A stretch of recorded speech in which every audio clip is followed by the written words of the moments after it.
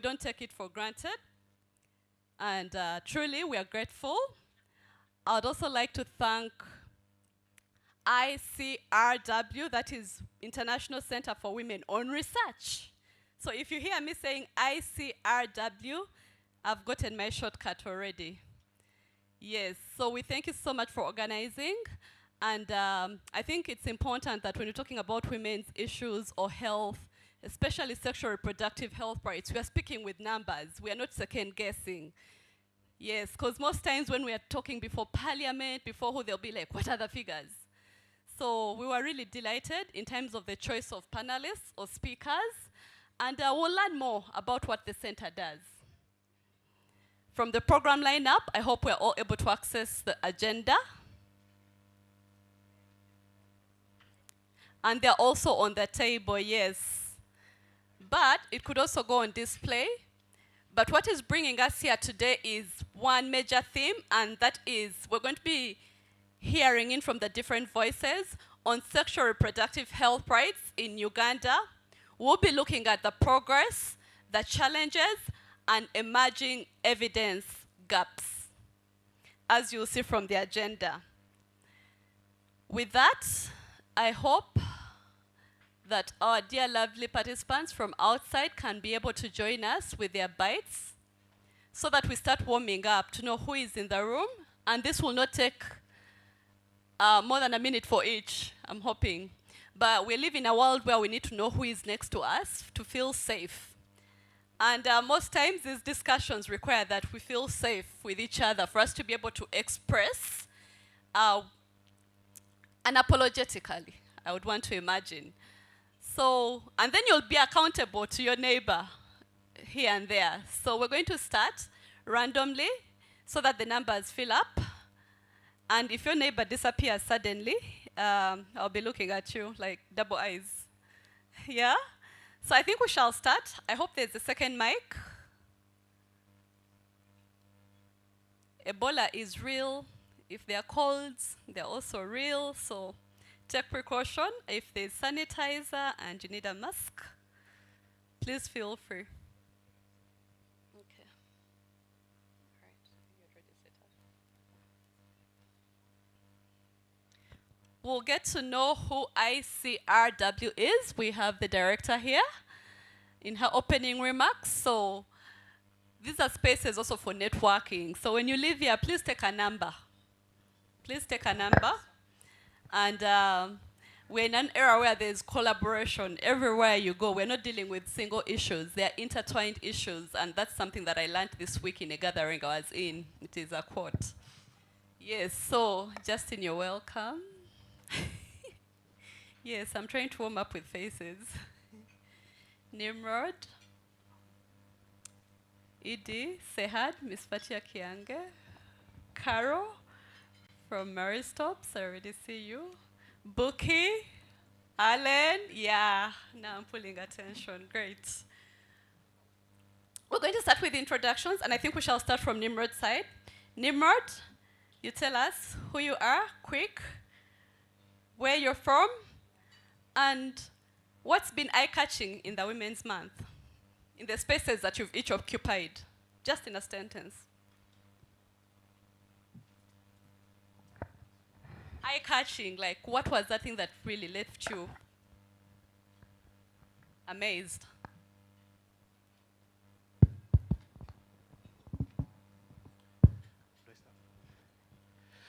Okay. Good morning, everyone.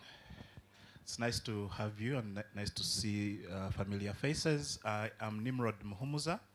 I'm the head of research at Afya na Haki. And what's been eye-catching this month is something that I saw, I think it was on Twitter. Someone was saying all of a sudden panos can have, cannot be manos. All of a sudden women are being found to talk about the things that they are supposed to be talking about on a daily basis. Okay, interesting. The Mano talk has always been part of these conversations. Thank you so much, Nimrod. Hello, everyone. Good morning. My name is Justin Velia. I work with Human Rights Awareness and Promotion Forum. In this month of March, I have mostly enjoyed listening to Rose talking about the marriage bill. She's been everywhere. And the Femfort thing, the virtual museum, that was very interesting. Okay, so we launched a virtual museum. One of our partners locally in country launched a virtual museum of ladies that have made history in and out. Thank you. Good morning. My name is Fatia Chiange from the Center for Health, Human Rights and Development, SRHR. My thing this month is different, but very important to me because it aligns so much with my values and why I feel I exist. So we EDs are very busy always in meetings and on our tables. But last week, I stepped out to go and visit one of our clients on the legal aid program. And this client is a lady, actually, who were visitors to the little girl, who was little in COVID. She was 10 when she was defiled severally by her biological dad. And it's a case we have. Of course, he's in remand, and the case is yet to be given his final sentence. But the family, there were so many things, a lot of things are happening. The girl has stopped going to school because of money. During our conference in 2023, we fundraised, and so she was in school. But now, she's no longer in school. And her mom has taken her to town to take food around. And when she was telling me about this food business, she was crying, saying, more men are taking advantage of me. She's 15 now, so it's just 5 years since her dad went to prison, but that's what is happening to her. Then she told me the bones are still painful, very painful. She had a lot of things happening to her body at that time. She still has some of those going on. So there were so many issues, and I thought we are so much in a place of privilege, and that we can use those places to impact the most vulnerable. We made a plan. We want to find a scholarship for her to get back to, because she wants to study. She's so brilliant. She's a beautiful soul. So we want to find a scholarship. We want to approach KOSU. I think some of you know KOSU in Entebbe Road, to see if they can help fix the issues with her bones. Many, many things are going on in that family. So for me, that was my highlight. And then I saw a lady on WhatsApp here really talking from a place of privilege. And I thought we need to connect with those that need us to do something. So that was my highlight. I'm sorry I've taken a while, but that is my highlight as an ED who sits in office and comes to meetings, and that connection with the person that we work for every day was very important for me. Thank you. Okay, wow.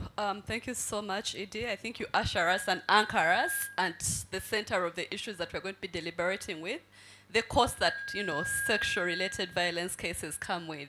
It's a chain, and the victim oftentimes becomes more victimized. So thanks for that share. That's sad, though, really. Good morning, all. Good morning. My name is Carol Sechimpi. I serve as a Senior Director for Africa for MSI Reproductive Choices. Highlight for the month, there was a TikTok video. I posted it on my social media platforms. It was summarized saying, I am a woman. I think it was by a Nigerian girl.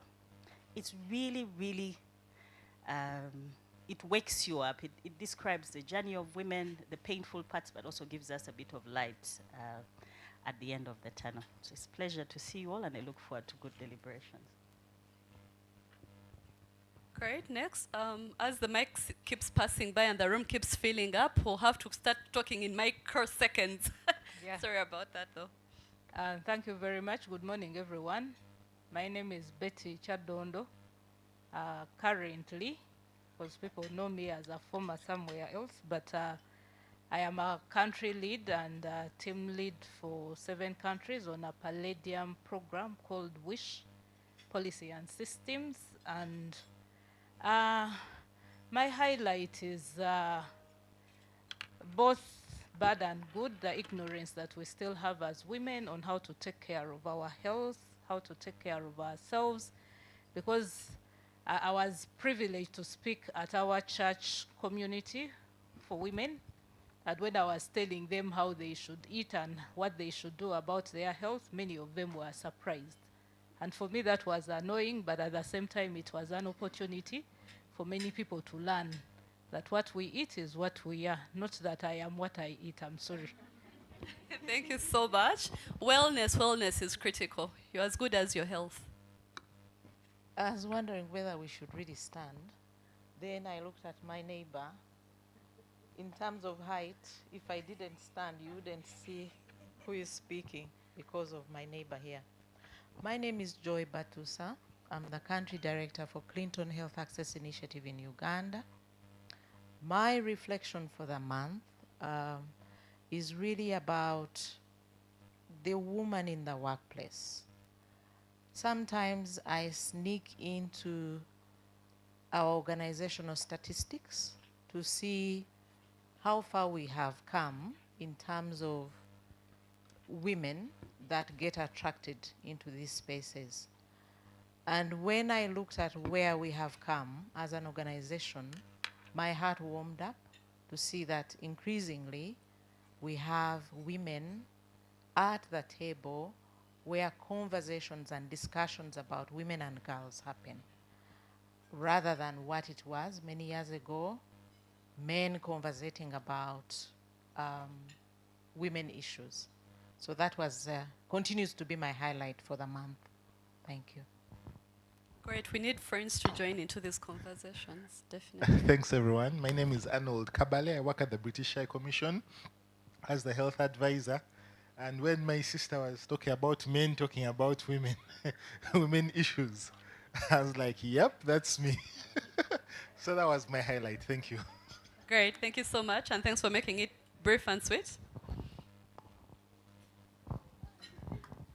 Good morning, everyone. My name is Maureen Twichirize.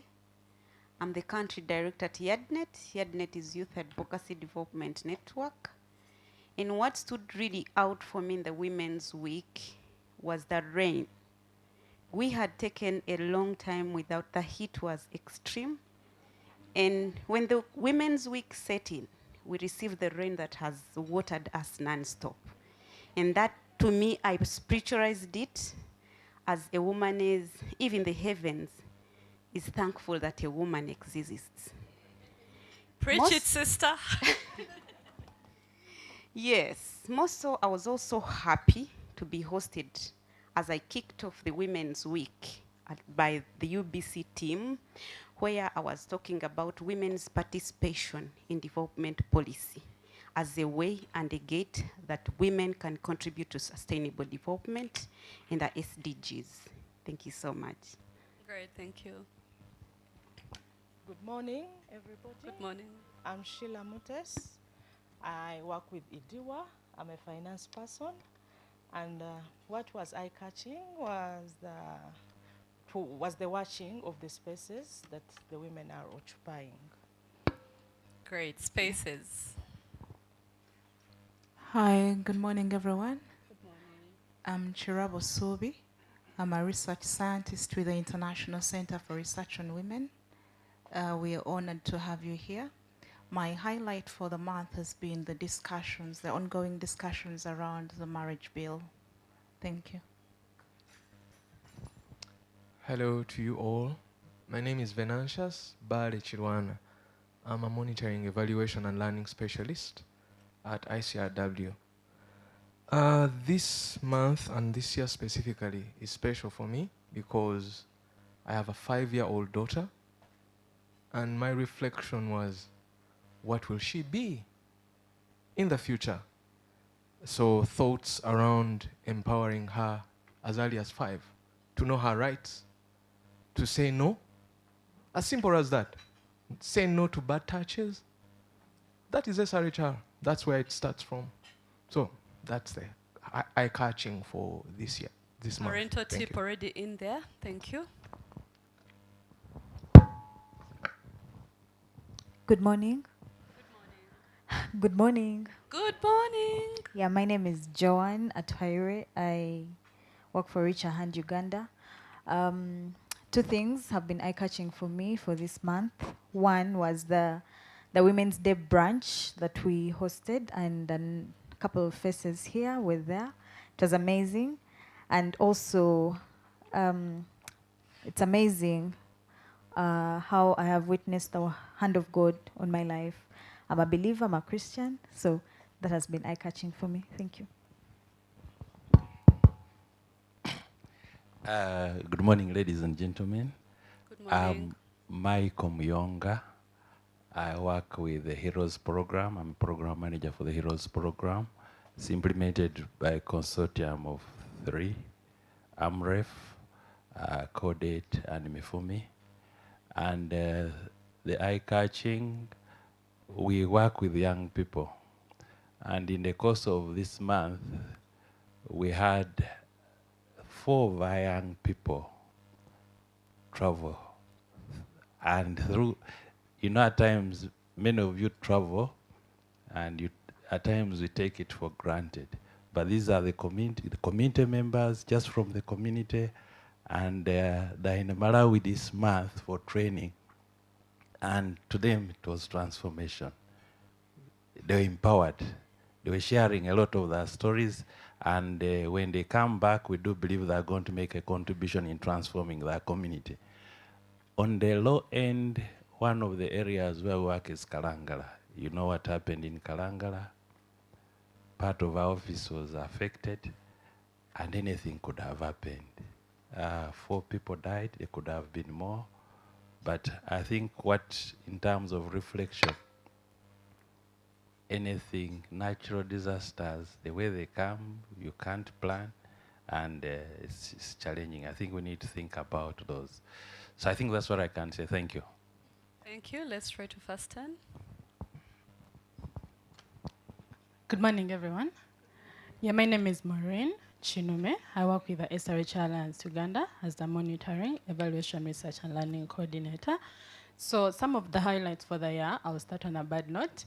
For the civil society space that has been shrinking all this time, we got a blow by the USAID cutting of the donor funds, and this has an implication on the families, the SRHR for the young women out there. How are the families going to survive? GBV tendencies might tend to rise as a result of people not having jobs.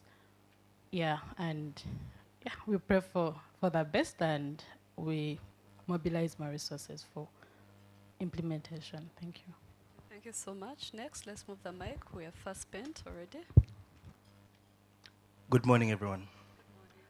I am a father of boys, but I am a father of numerous girls from all over the world. What happens is, I work for Straight Talk Foundation. My name is Ronald Omari. I think I did that. Communications manager. As recent as yesterday, I picked up another daughter and in Wakiso, and I've been reflecting about this. What happens to the mothers of these girls?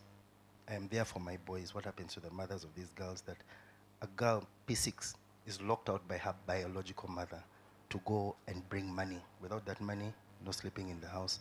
How does she get that money?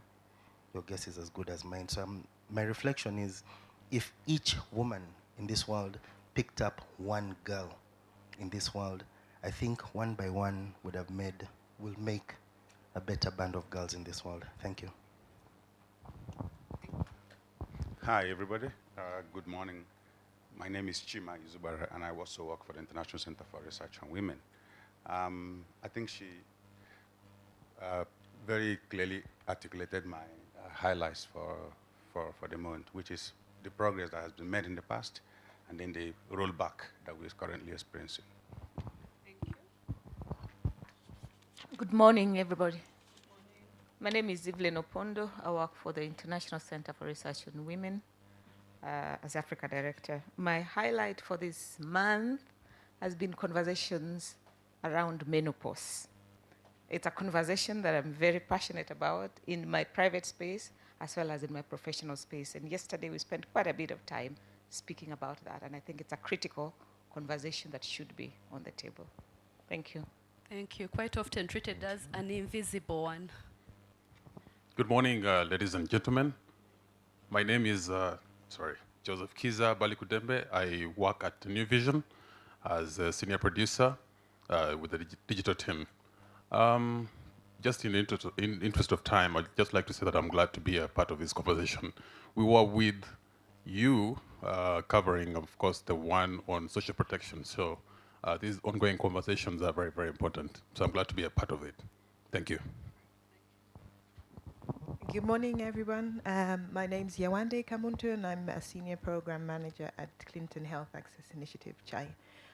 My highlight for this month, I think this month it coincides with the Safe Birth awareness. So I think for me it was a reflection on, the privilege that women have to bring new life.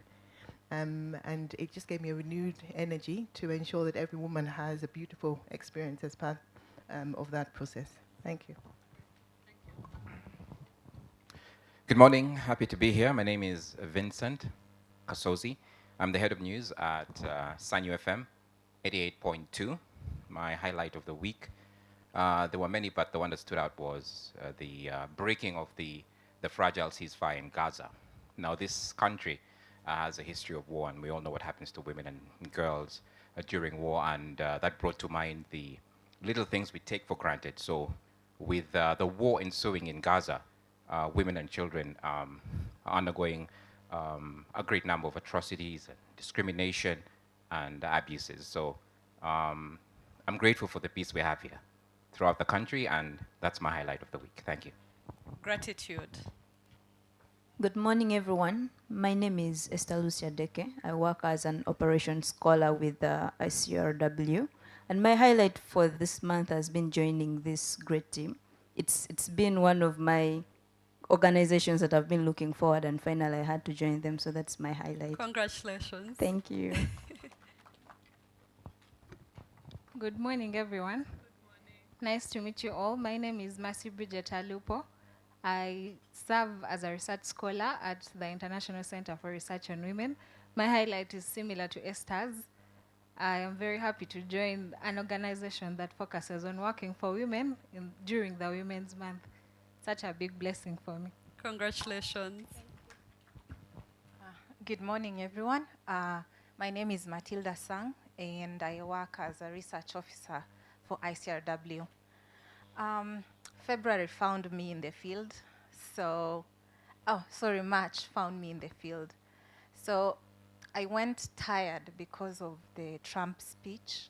It's had a lot of implications, especially for our field. And at some point you're like, why should we do this? But when you move outside Kampala and you speak to people on the ground, and it kind of gave me a push to continue with this work, because a lot is happening down there, like in remote places. And I think that for me was the highlight of this month. Yeah, that this work is important. Even when people are trying to disorganize us, it is important, and we should continue speaking. Thank you, thank you. Global politics, funding, and the movement, the impact. Good morning to all of us. My name is Susan Ankunda. I work with ICRW as a finance scholar. And my major highlight for the Women's Month was the year one student at Makerere University who sat in the Vice Chancellor's office for 2 days to serve, not to take on his roles. That was a major highlight for me, because it showed me how people are appreciating the woman power. Thank you. Great. Hi, good morning, everyone. My name is Deborah Nachisui. I also work with ICRW. We are so pleased to have you today. And my highlight was getting to see women recognized when they launched the virtual museum. Launched the virtual museum. It was great to recognize women that have stood the test of time and have really been resilient in this hard world. Yeah. Great. Good morning, everyone. My name is Aine Ashley. I'm a reporter with The Observer. My highlight for this month is the Because of Her Uganda art exhibition at Makerere University. Similar to the virtual museum, it was a physical one for the women of Uganda and their history and what they have contributed to the country, though it has gone unnoticed. Thank you. Thank you. Good morning, ladies and gentlemen. My name is Hilda Tuonjeire. I work with FemRight, Uganda Women Writers Association. I am very pleased to be here. My highlight of the month is when we've been doing our strategic plan, and one of the things that we keep talking about is inclusivity for women on the curriculum. And we just keep talking about it. So this year, what happened was that one of the girls walked in, one of the ladies we work with, and she said, but this is what it is. And she had the statistics. 39, I think something like that, the figures might not be right, out of 39 people, literature texts on the syllabus, only 3 were by women, and only 1 of them was a Ugandan woman. And so what stands out for me there is how research is very important and how getting disaggregated data is very important as we advance the women's cause. Thank you. Thank you. Good morning, everybody. Good morning. Reverend Nathan Mugalu is my name. I am a priest working with the Church of Uganda, passionate about health, gender, and social transformation. Highlight of the month of March is about us, the religious and cultural leaders, vis-a-vis women empowerment. That's the struggle that we have been engaged in until now, and that's the struggle going forward. Thank you. Thank you. Are the energies going down? Great. Good morning, everyone. Good morning. My name is Allen Asimwe, an associate at Civil South Africa. I'm here on behalf of Jacqueline Asimwe. And what he said is my highlight. But the other highlight that I have for this month was the theme. And as I reflected on it, I related it to the car accelerator. And I wondered at what stage we are at and how best we can accelerate our vehicle, which is women's rights work here in Uganda. Should we be speeding? Should we slow down? Should we, where are the humps? Where, which passengers are we carrying on board? Would we drop out? So yeah, my thoughts ran there. I don't have the definite answers yet, but that's where my mind is at. Thank you. Reflective. All right. Good morning, everyone. Morning. My name is Dr. Stella Busire. I am from Kenya. I lead an organization called the Africa Center for Health Systems and Gender Justice, addressing health inequalities and gender injustices within health systems. As we were starting this morning, I was reflecting on 2 very problematic case studies in the continent around women in leadership. Speaking about Senator Natasha and Senator Roba, 2 women who are members of the Senate, one in Nigeria and one in Kenya, both of who share a common complaint, which is around sexual harassment within the Senate, both of whom have been, were imposed upon them suspension of their day-to-day activities. And unfortunately, there is very little noise that we are hearing from the rest of the representatives. So we are talking about transformational leadership, we are talking about inclusion of women in representation, and yet when we get there, the really working environment is extremely toxic for them.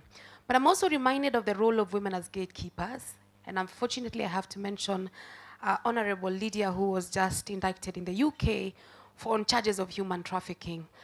Very sad for us to have women in such power, to be able to just be, again, conduits of human rights violations within the continent.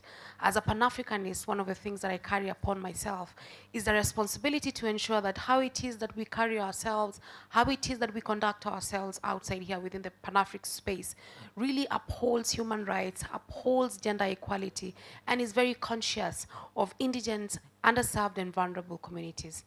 As otherwise, happy Women's Day to all the women represented here. Thank you. Amazing. Thank you so much. Good morning, everyone. Good morning. Thank you. My name is Buki Williams, and I work for Akina Mamawa Africa. It's a Pan-African Feminist Leadership Development Organization. I work as part of the Sexual and Reproductive Health and Rights Program.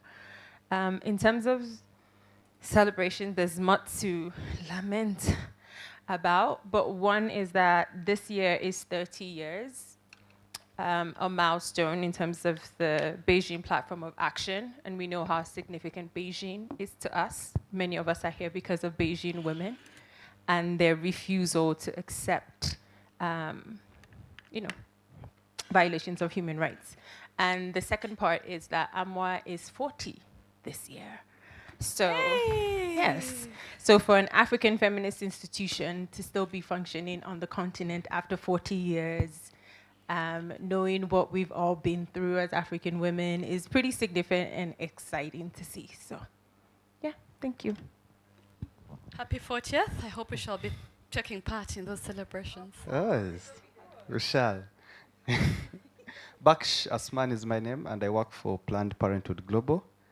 My highlight came in yesterday. It's Women's Month, and for those that might be aware, there were 2 staff of Sexual Minorities Uganda who had a court case. So the case was actually dismissed yesterday after almost 30 to 40 court sessions. So that is something worth celebrating. Amazing. Something positive at least shows up, huh? Yes, good morning, everyone. Good morning. My name is Rose Wachkona. I work with Women's Pro Bono Initiative. My highlight one was when we went to present the women's movement position on the marriage bill to Parliament, and one of the parliamentarians asked me, "But you women, aren't you asking for too much? Why are you spoiled?" And then I had the same thing echoed. I was in court representing a woman who tried to defend herself from a man who came to her house and attacked her. They had a fight, and she took out his tooth. And then the magistrate told me again, "But women nowadays, you're too strong. Why don't you respect men anymore? Instead of teaching these women to be bad, counsel, teach them to respect men." Up to now, I'm still reflecting on those comments.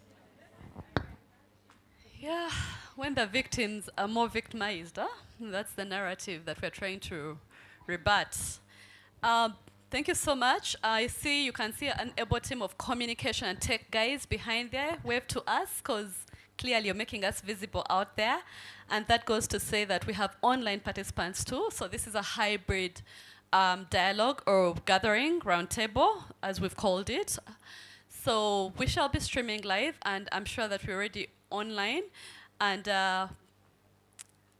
fingers crossed, dear online participants, we value you 100%, and we also look forward to hearing from you as the day unfolds or as the discussions unfold, and maybe to give a mic to the center's communications person to give us the hashtags as we kick in. And then if you're in the room and you have not yet followed International Center for Women on Research, what are you waiting for? Let's amplify each other's efforts and make the conversations bigger. So allow me hand the mic to Penlop.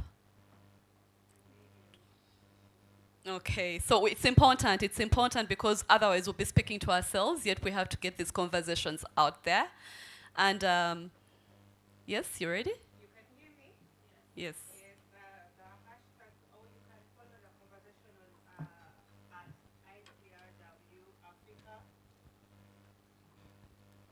Thank you.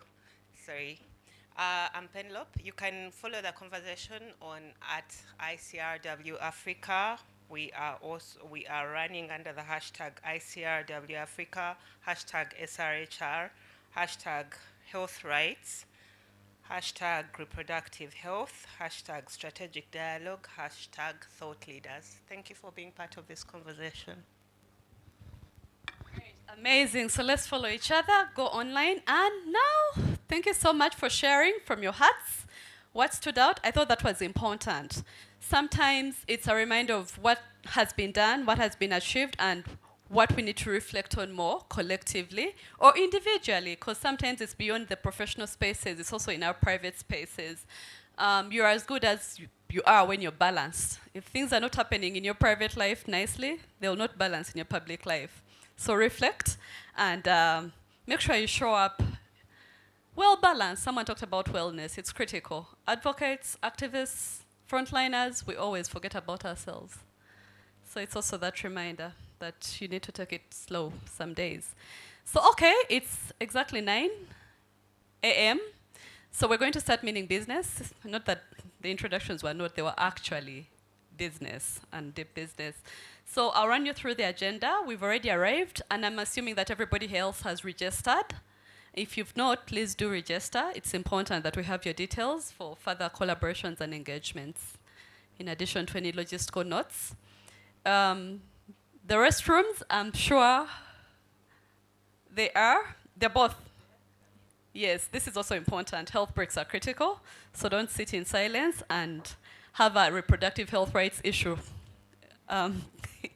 come out, yes. Yeah, so we've already done our introductions and they were really amazing. We'll have definitely, right now, I'll not run through the program to save some minutes, but it's right in front of you. Please do follow it. Allow me, truly invite. Okay, just apologies. The agenda has a ministry official who are supposed to be talking to us, but we'll be joined by a ministry official, hopefully, in due course. So if you don't see that aligning according to agenda, do bear with us because some things sometimes slip out of our control. So be kind to us in that aspect. So allow me invite the country director of International Center for Research on Women for the Africa office, Miss Evelyn Opondo, to give us welcome and opening remarks. The bio is super, but sometimes it's better to interact with the person face to face and you'll know who they are. Thank you so much. Thank you very much. Good morning, distinguished colleagues, guests, and many friends in the room, as well as my countrymen, woman.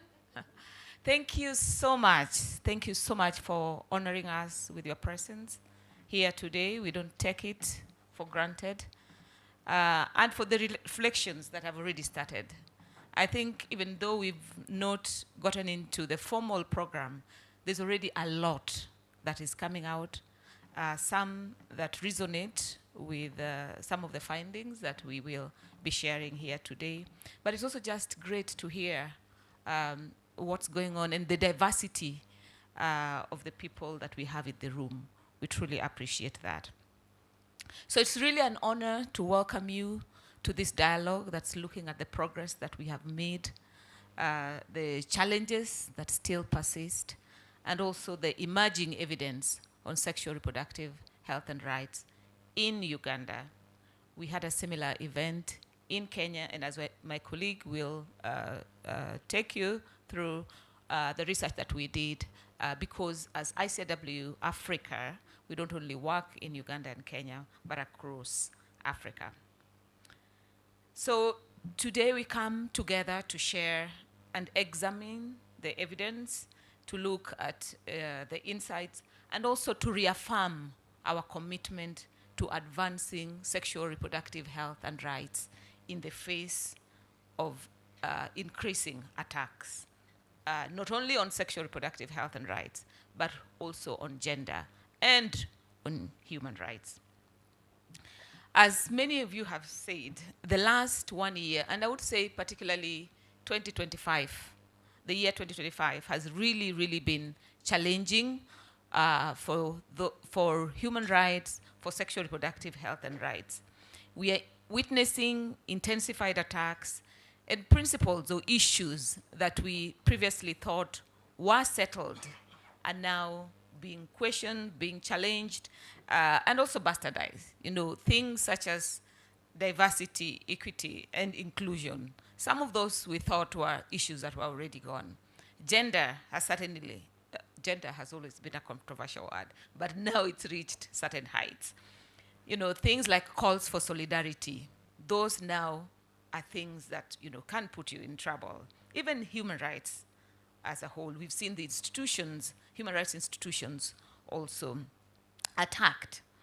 And while some of us have opted to, you know, adjust our programs and our interventions so that we are responding to those challenges and the reality of the funding cuts, I think the reality of the people that we serve and why we do this, it is still true that these are issues in our context. And it's just a reminder that we address these issues. We prioritize sexual reproductive health rights and gender equity, not because someone is funding it, or not because it's in vogue, but because we see the challenges in the community that we must address as people who are passionate and who are committed to these values. Now, ICRW was founded in 1976, and ICRW emerged from the recognition that international development efforts were benefiting men disproportionately, and that the entire society was not equally benefiting from those efforts. It's about 5 decades now since we were founded, and we recognize that while we have made some strides, good strides, not enough progress has been made. And the gains that we have achieved over time are now facing immense threats. ICRW established the Uganda office in 2017 as part of our Africa program.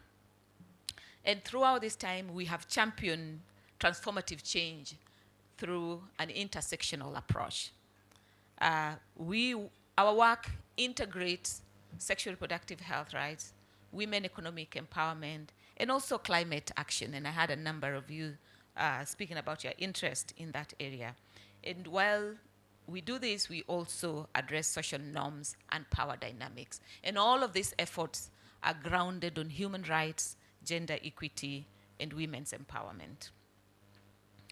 Our sexual reproductive health and rights evidence gap research that we will be sharing today has illuminated striking similarities across the region in East Africa, as you'll hear from my colleague. And this is just a reminder that the challenges that we face are not confined to our borders. They are interconnected, and they're also deeply rooted in intersecting layers of inequality, whether it's poverty, or whether it's gender, cultural norms, politics, climate, and all of those. And it's also a reminder that the women that we serve or the people that we serve do not live single-issue lives. And therefore, it's imperative for us to use an intersectional lens as a tool in addressing the complex realities that shape sexual reproductive health and rights.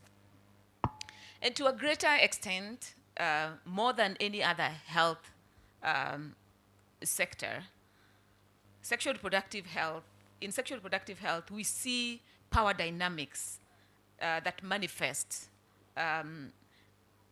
throughout the life cycle, particularly of the women, right from adolescence, their inability to access the information that they need to be able to fully realize their sexual reproductive health rights, to mature women who are unable to space their children, unable to access quality maternal health care, up to older women, and even men who are invisible when it comes to their sexual reproductive health and rights.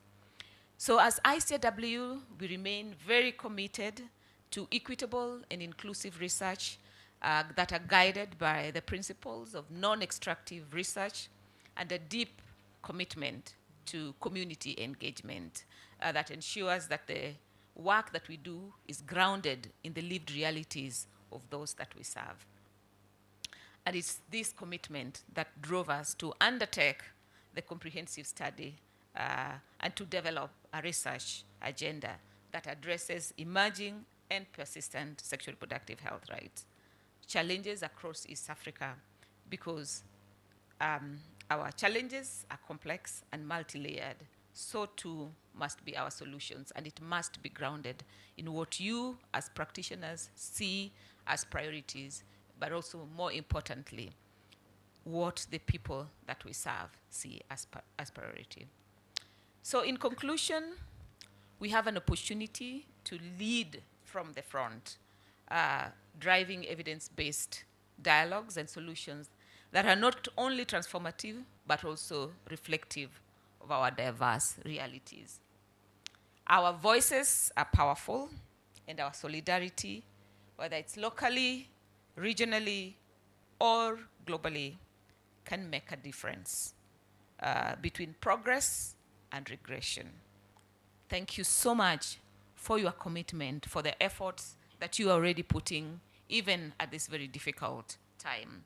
And just to remind ourselves that the people that we serve, particularly for those of us that are serving women, adolescents, they are counting on us, that in spite of the difficulties, we shall overcome, and that we will continue prioritizing efforts to make sure that they live in dignity. Thank you so much.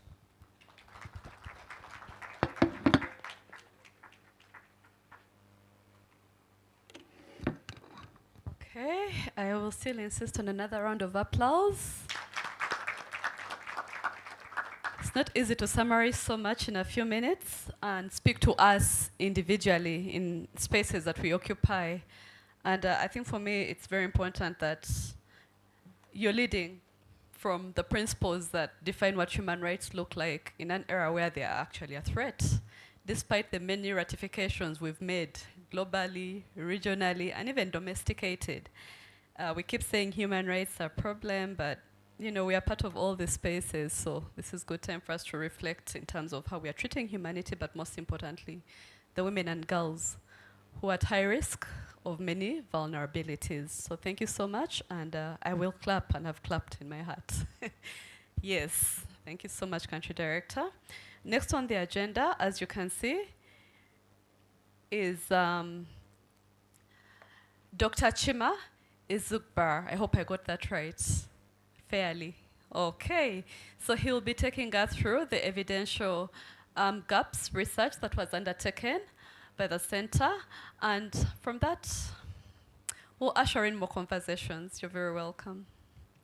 I will not read out the bio and the CV, it's intentional. But as you network, be curious. Good morning, everybody. And thanks very much, Madam Moderator. I've got a slide. I'm not sure who's in charge of the slide, and I hope you're able to put that up. But while we wait for the slide to come up, as I sat there and listening to the reflections, you know, people go around the room talking about what stood out for them for the month, I felt that the business of the day and the reason why we gathered here is almost achieved. I listened to the priest say something quite very important, speaking about the need for a new geological entry point for supporting. It's in your phone. I sent it to you.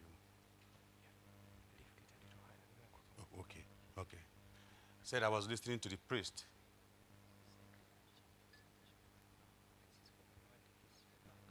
Okay, can somebody just do that while I talk?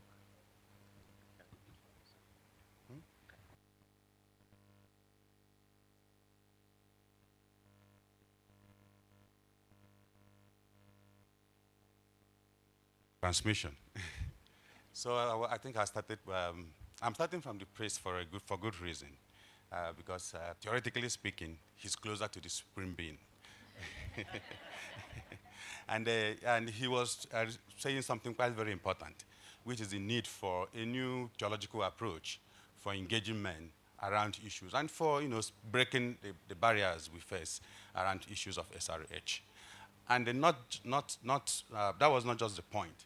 Some person here also spoke about the war in Gaza, the unfolding crisis, the problems that men, women, children will face, particularly around issues of SRH.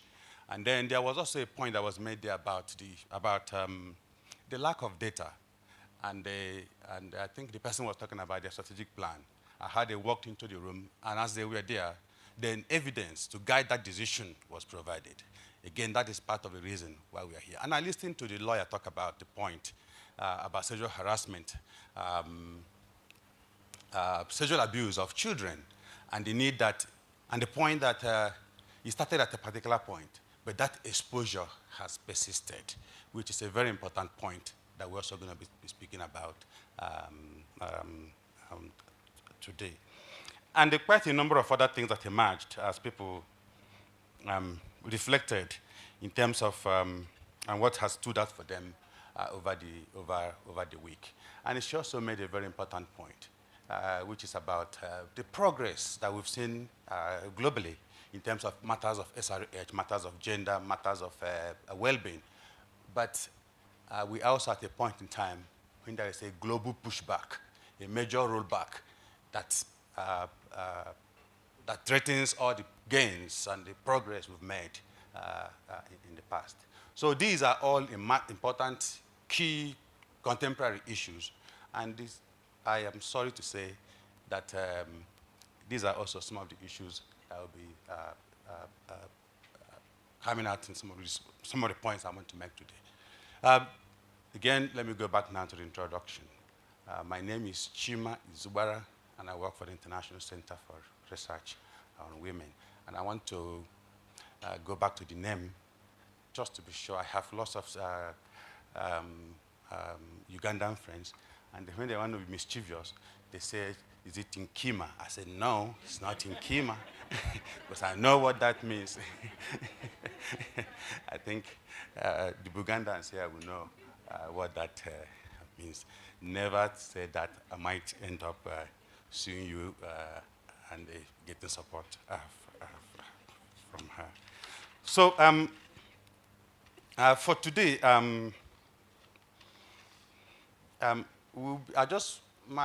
what we want to do today is just to share with you evidence that we have recently generated from our work here in Uganda, where we worked with the SRH community to understand what they consider the evidence gaps that exist around the theme of SRH in the country.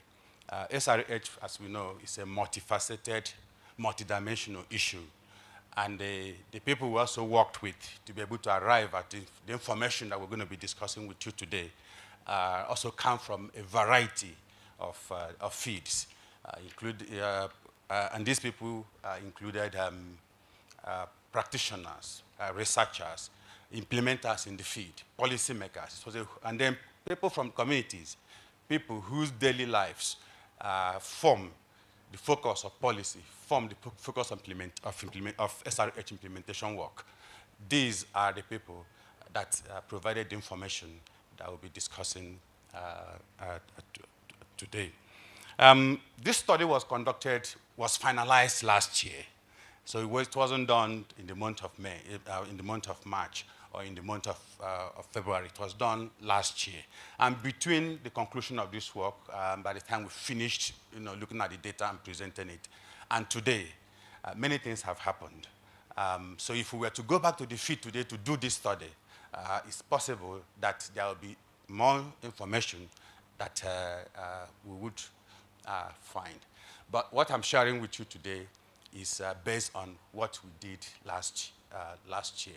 And that is very, very important and shows the importance of being ahead of issues in terms of the request for evidence on those issues.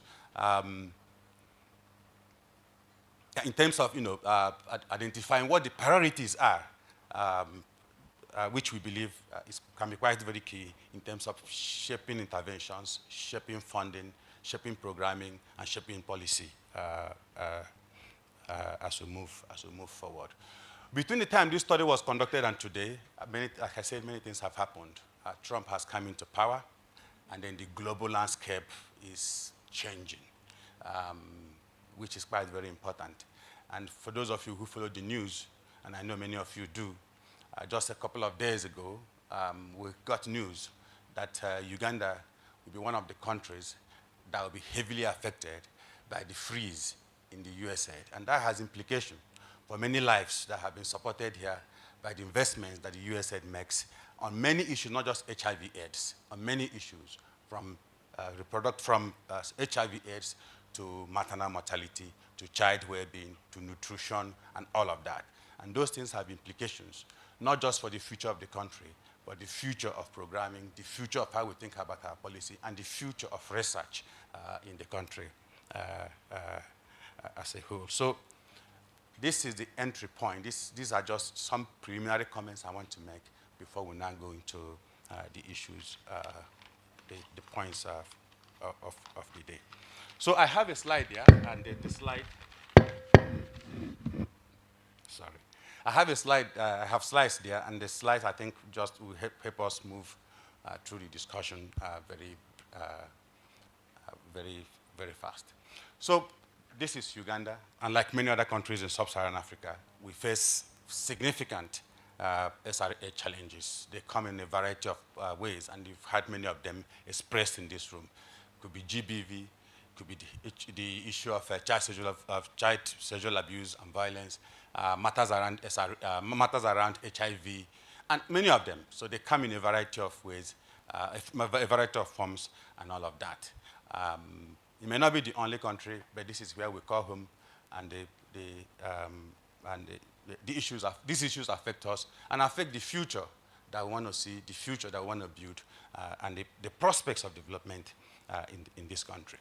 And then I think the other very important thing in terms of the context of this work is that in the past, most of the agendas, research agendas, even the funding agendas in the country have been set from outside the country.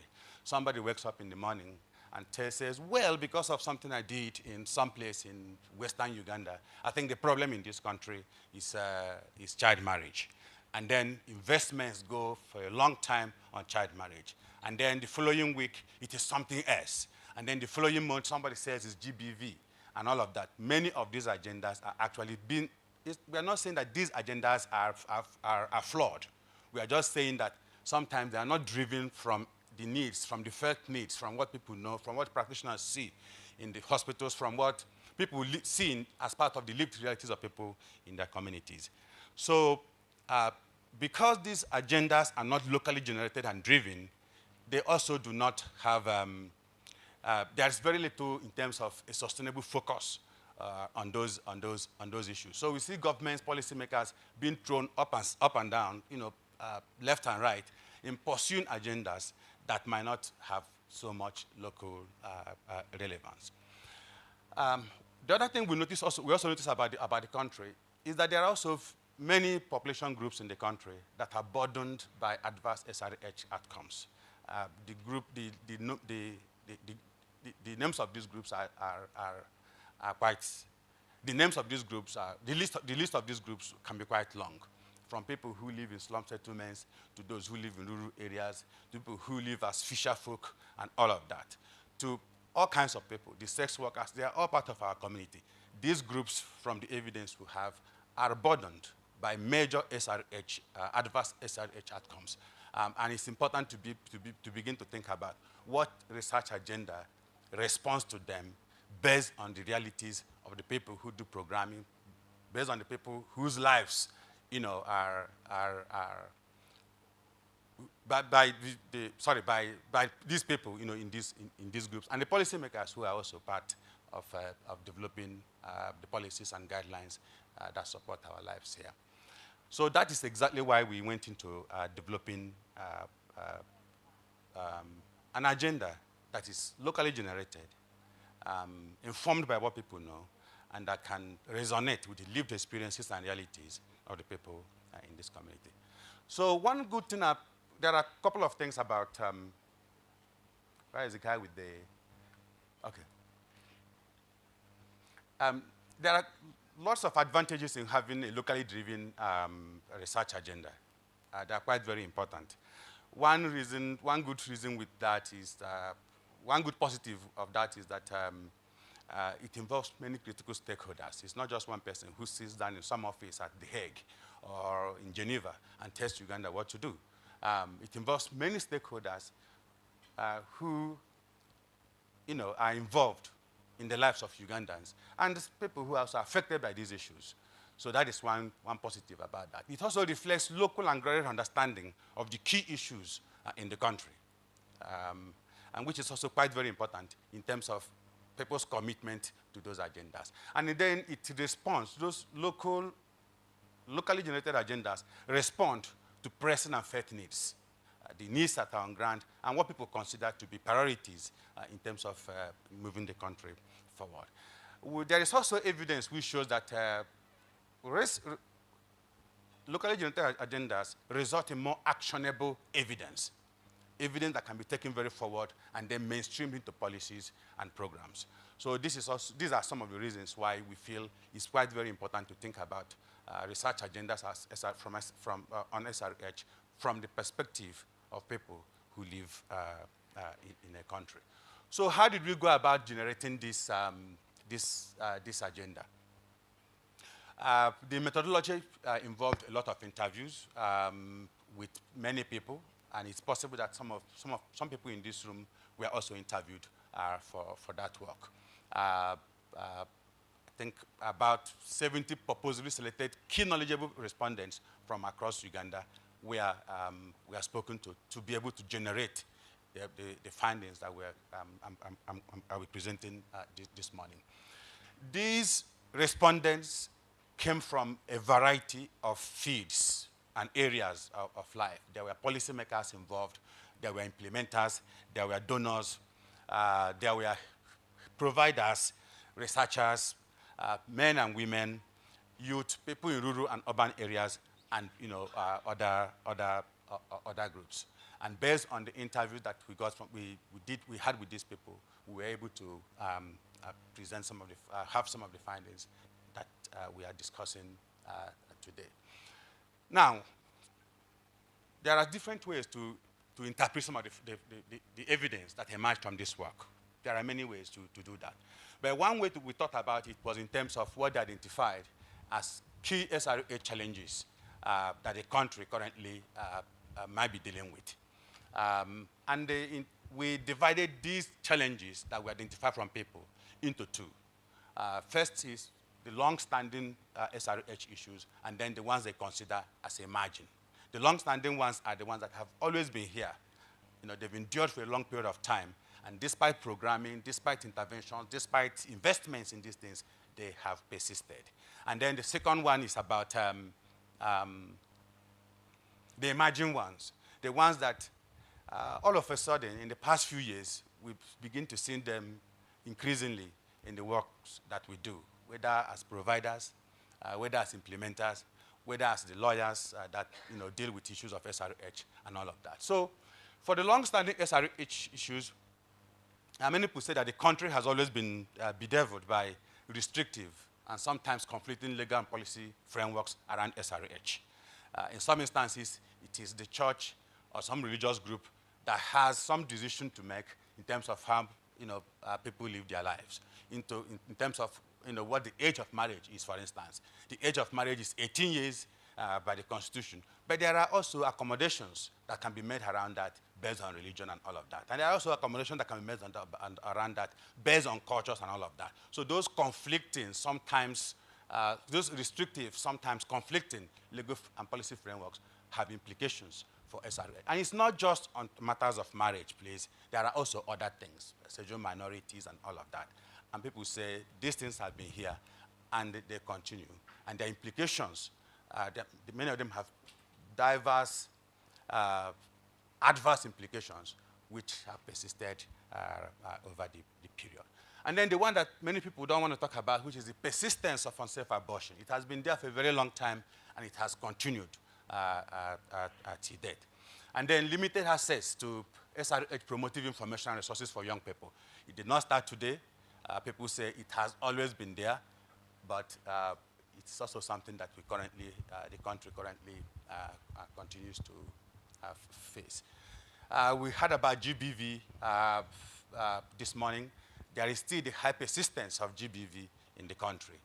And this is despite years of interventions, despite years of programming, despite years of policy, policy guidelines and frameworks to see what can be done in terms of reducing the prevalence of that. It is still something that happens. And in many instances, what we actually have in terms of statistics in the country is just a tip of the iceberg, because it's something that is sometimes stigmatized and very people very few people report it. Maternal mortality remains a persistent problem.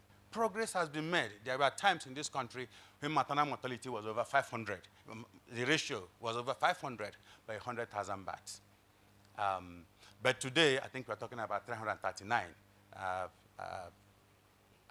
Okay, around that, depending on whose statistics you look at.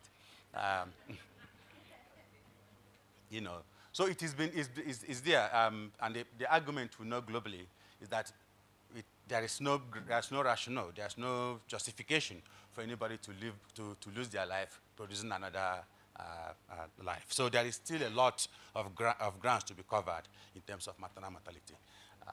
And then all of them, these things are just some of the issues that people, from the research, from the discussions we had with people, and these are knowledgeable people, the points they made in terms of things that have been there, that have been persistent, and that there is just a lot of talk about them in different quarters, yet they remain very nagging problems.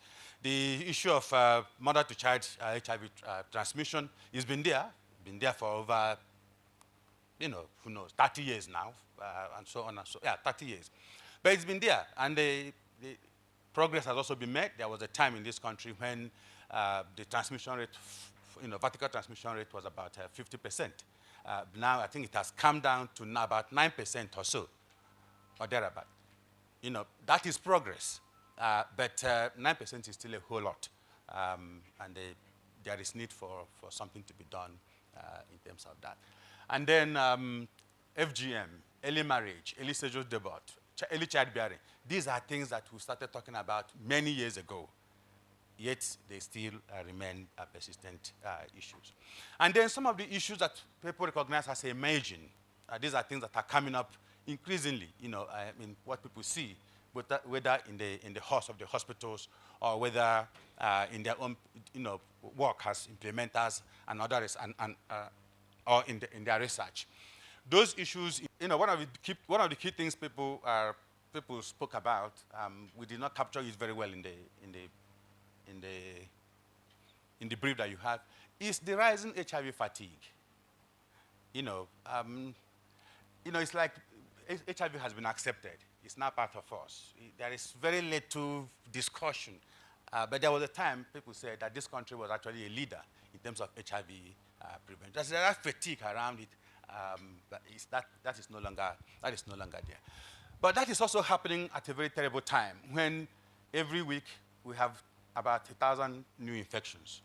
And the interesting thing about those new infections is that 70% of all new infections among young people are in adolescent girls, which is very, very important. So these are the new trends, new nuances of HIV infection in this country that we need to pay more attention to. And then there's also the rise in the number of people who are SRH exclusion prone. And by that we mean that you have a lot of people in this country, the number of those people is increasing at a very fast rate. And those people are at risk of being excluded from SRH programming, SRH interventions, SRH benefits, and all of that. And what do they mean by that? For instance, you see, many people are moving into the cities of Kampala to live. Many of them are now moving into the slums and are becoming residents in slums. And in those slum settlements, they may not have access to the resources that they need to live quality and productive SRH lives. That is what that means. The rise in the number of persons who are at risk of being excluded from the benefits of SRH interventions that we see in this country. There's also, over this period, we've also seen the rise of social media that has a double-edged impact on SRH. For instance, this whole idea of technology-facilitated GBV, which is GBV that is driven by social media. It's also something that is happening. It has lots of implications, mental health implications for people, but this also happened at a time when social media has also become a very useful tool for addressing the social and reproductive health needs of people. People can, for instance, have access to information about where they can get services around abortion, services around where they can report cases of child sexual abuse just using the internet and social media. But the social media is also presenting major challenges in terms of people's SRH and well-being. And then there is also this new idea, this new evidence, this new issue around mental health and SRH that we see in this country. And people say these are some of the things that they imagine and that there is need to begin to pay attention to some of these things. But going back to the business of the day, which is what are people saying in this country about where more data is needed, where we need more evidence to be able to move forward and have the right progress that we need in this country. The first one is, for a very long time, we have heard about issues about access. Access to SRH in this country. But we don't know what has changed. We don't know what is persisting for a very long time. We know that some groups have been excluded in terms of access to sexual and reproductive health issues, maternity services and all of that, access to some kinds of treatments and all of that. But we don't know what has changed for a long time. We don't know what progress we've actually made. We don't know what is persisting. We don't know the groups where these pains are still being felt in very considerable forms.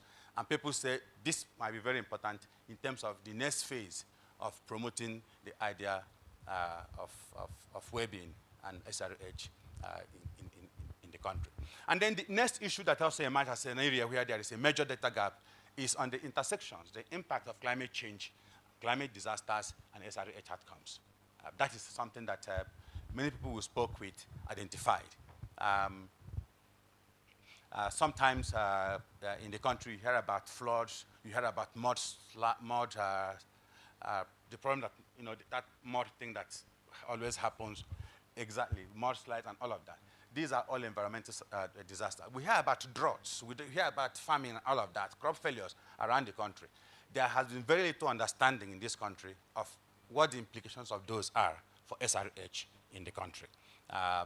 Some of these things you ultimately find them in the impact of these things you find them in the streets of Kampala, in the streets of Entebbe, where young girls are there looking for livelihoods that have been lost in villages.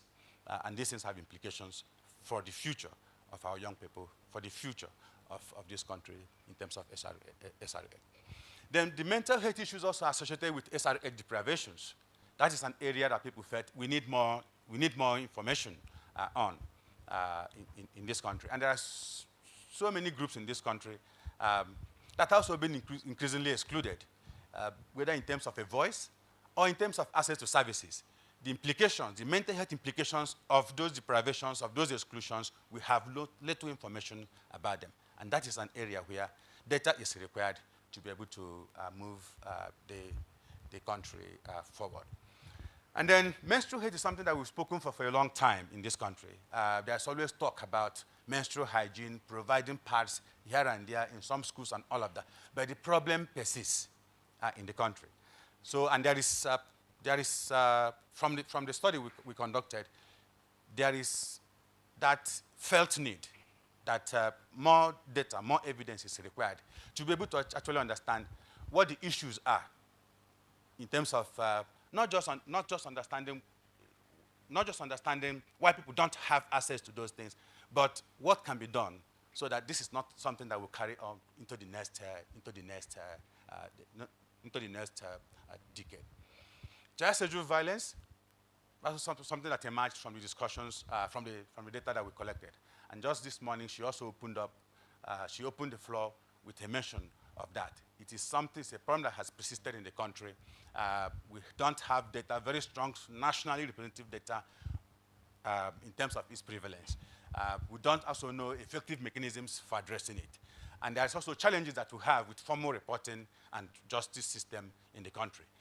Finding a way to deal with all of these issues using evidence is something that people reported as a major area for need in the country. And then the question that the priest raised about the continued low support for some SRH issues among men is also something that people felt that we need more information to be able to, more evidence to be able to drive sustainable interventions that will be able to address that problem. And it's not just with religious groups, but also with traditional institutions in the country. The other evidence gaps that we identified also include the evolving dynamics of safe abortion in the country.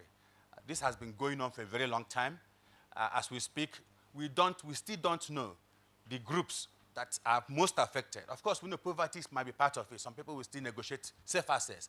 But there are still groups, some of them living in rural areas, some of them living in urban areas, where this problem is much, much more pronounced than other groups.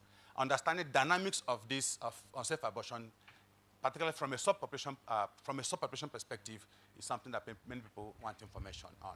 And then the whole question of high fertility, that is also something that is that we need to understand how it has evolved over the years, who is most affected, and what interventions can be used to reach those people.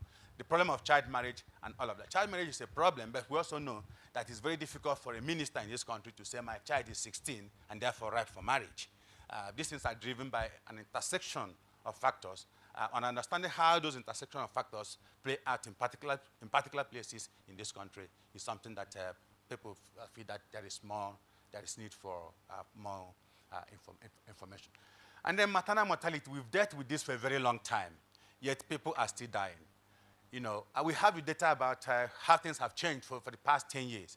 But in many instances, that information is not often disaggregated into the different socioeconomic groups, the ages of the women that are dying, and all of that.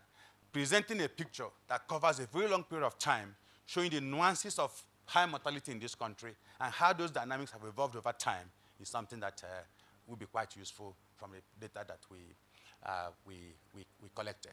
I don't want to mention the second one there. I don't want to discuss that, but you get the point I'm trying to make, which is no matter what we do, we cannot wish it away, that there are people who are key population groups in this country, and that there might be need to, just for information's sake, collect those data, because what happens to those groups also shapes what happens to the bigger population in the country.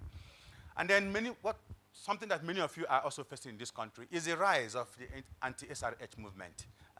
This is happening across Africa. There is need for information based on the research we did on the activities of these groups and their strategies, the strategies that they use to be able to achieve some of the progress they have made in the past. I was in another event this week, and somebody told us that actually what happens in their country is that they have parliamentarians, and that these parliamentarians have subgroups where they meet. You know, they have subcommittees. It could be the Christian Association of Parliamentarians, or the Catholic Association of Parliamentarians, or the Islamic Association of Parliamentarians. And they have discussions in those groups. Even if you're a very progressive parliamentarian, the discussion, you are bound by the discussions and agreement in those groups. And you cannot, no matter what your persuasions are, leave that discussion and change your mind. So whether you believe that this right should be granted women, you have to reflect on what the Pope will say in Rome, or what, you know, this is the month of fasting, whether this is, you know, something that you should be saying during this month of fasting in an audience. So those things become very, very important in terms of understanding some of the restrictions, some of the pushback that we currently face in terms of some of the agendas that we want to see move forward. Now, men's SRH needs are also something that emerged in the discussion. This is not something that is frequently spoken to in many countries. People felt that the sexual and reproductive health needs of men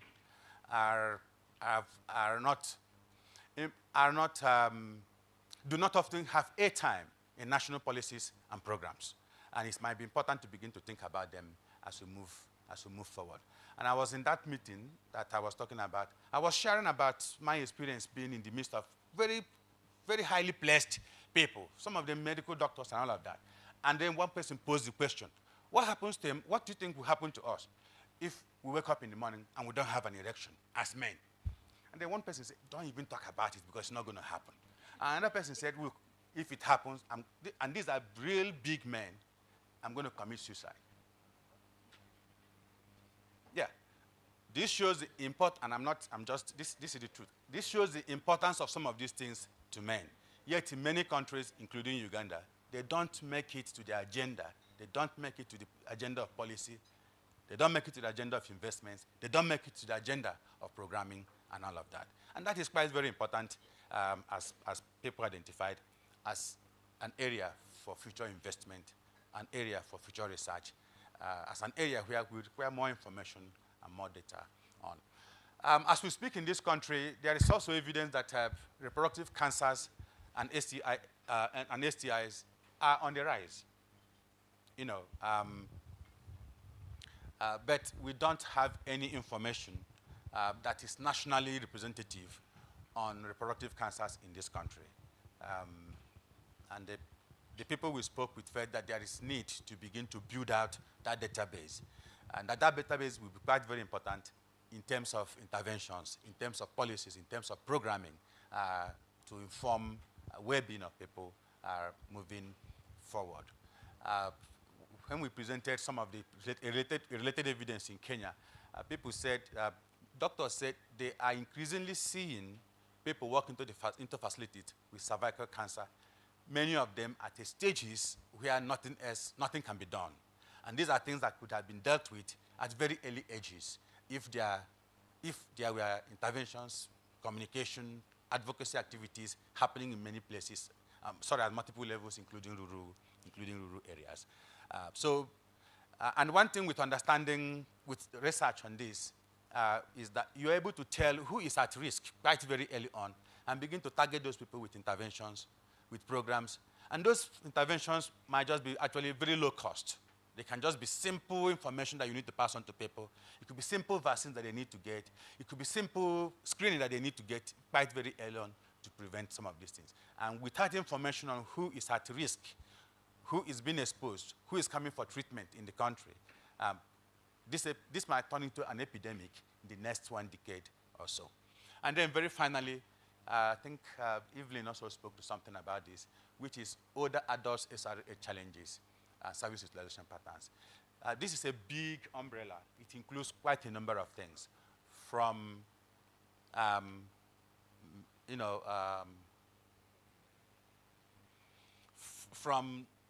sexual malfunctions and sexual disorders associated with old age, to issues around how women feel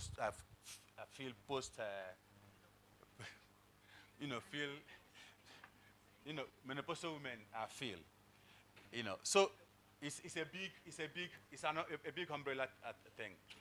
But the point is that nobody is talking about them. Nobody has evidence on them. they have implications. And I was in one meeting where she was as well, and one woman said that one medical doctor said people walk into her facility and they have been treated multiple times for malaria. Multiple times for malaria. And they said it's undiagnosed malaria. And when she sits down and talks to these people, these are just the early onset of menopause. So we have wasted malaria products treating something, and that because we don't have information, we don't have evidence that is guiding some of these interventions. And people walk in to say, I don't know how I'm feeling. They have mental health issues, stress and all of that, because they don't understand what is happening to them. Nobody's talking about these things in the country. And it emerged as a very important thing for future research, for future attention, for future programming, for, if possible, for future policy in the country based on the people we spoke with. But bringing this to an end, what do all of these things mean? We've tried to summarize that into just 4 key points. One is that there is need for investment in SRH research and research capacity building. I was in some conference somewhere, I think that was in Rwanda, and we were talking about abortion. And then I think it was from the Guttmacher Institute. And then they presented this very robust analysis. The analysis was fine and all of that. But the minister walked out. The minister of Health walked out. And then much later she said, look, this is fine, but I can't take this to any place and say this is what we want to do. Because the people who just presented this were all white. Uganda has the capacity, the research capacity to address some of these needs. They have the expertise, they have everything that is very excellent people trained in different fields to take on some of these things and address them and present them to government. And they will make, those things will make more sense because these are things that people are living with. These are things that people see on their daily, on their daily work, in their daily work and in their daily practice and all of that. So strengthening that SRH research capacity and research in this country will be quite very key. And then while we are waiting for the evidence to emerge, there are also other things that can be done. I think this has been said many times, in many ways, and in different forms, which is the need for investments in just affordable and accessible services. And I don't think we can belabor at that point. And the need to also sustain engagement with stakeholders. The stakeholders are multiple. The stakeholders include the religious places where we go to worship, the media, our cultural leaders and communities. I don't think we need to, this is not the right time to take our foot off the pedal in terms of how we engage with these groups and communities. And then there is need to have more forums like this from our own assessment so that we have an environment that fosters more open and progressive SRH dialogue. Not the type that the lawyer said she sees in the court every day, where she's seen as, talk to these women, they've become too strong for men.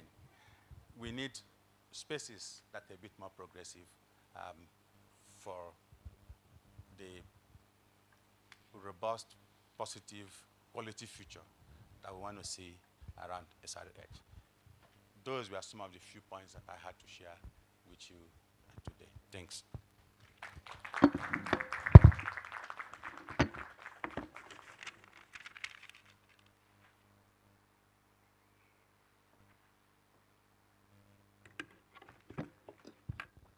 Another round of applause. I think there was a lot of information to take in there, and he ably shared with us the information with passion, with the data, which was proof, and with the power in the voice that, something has to change. We have to be uncomfortable.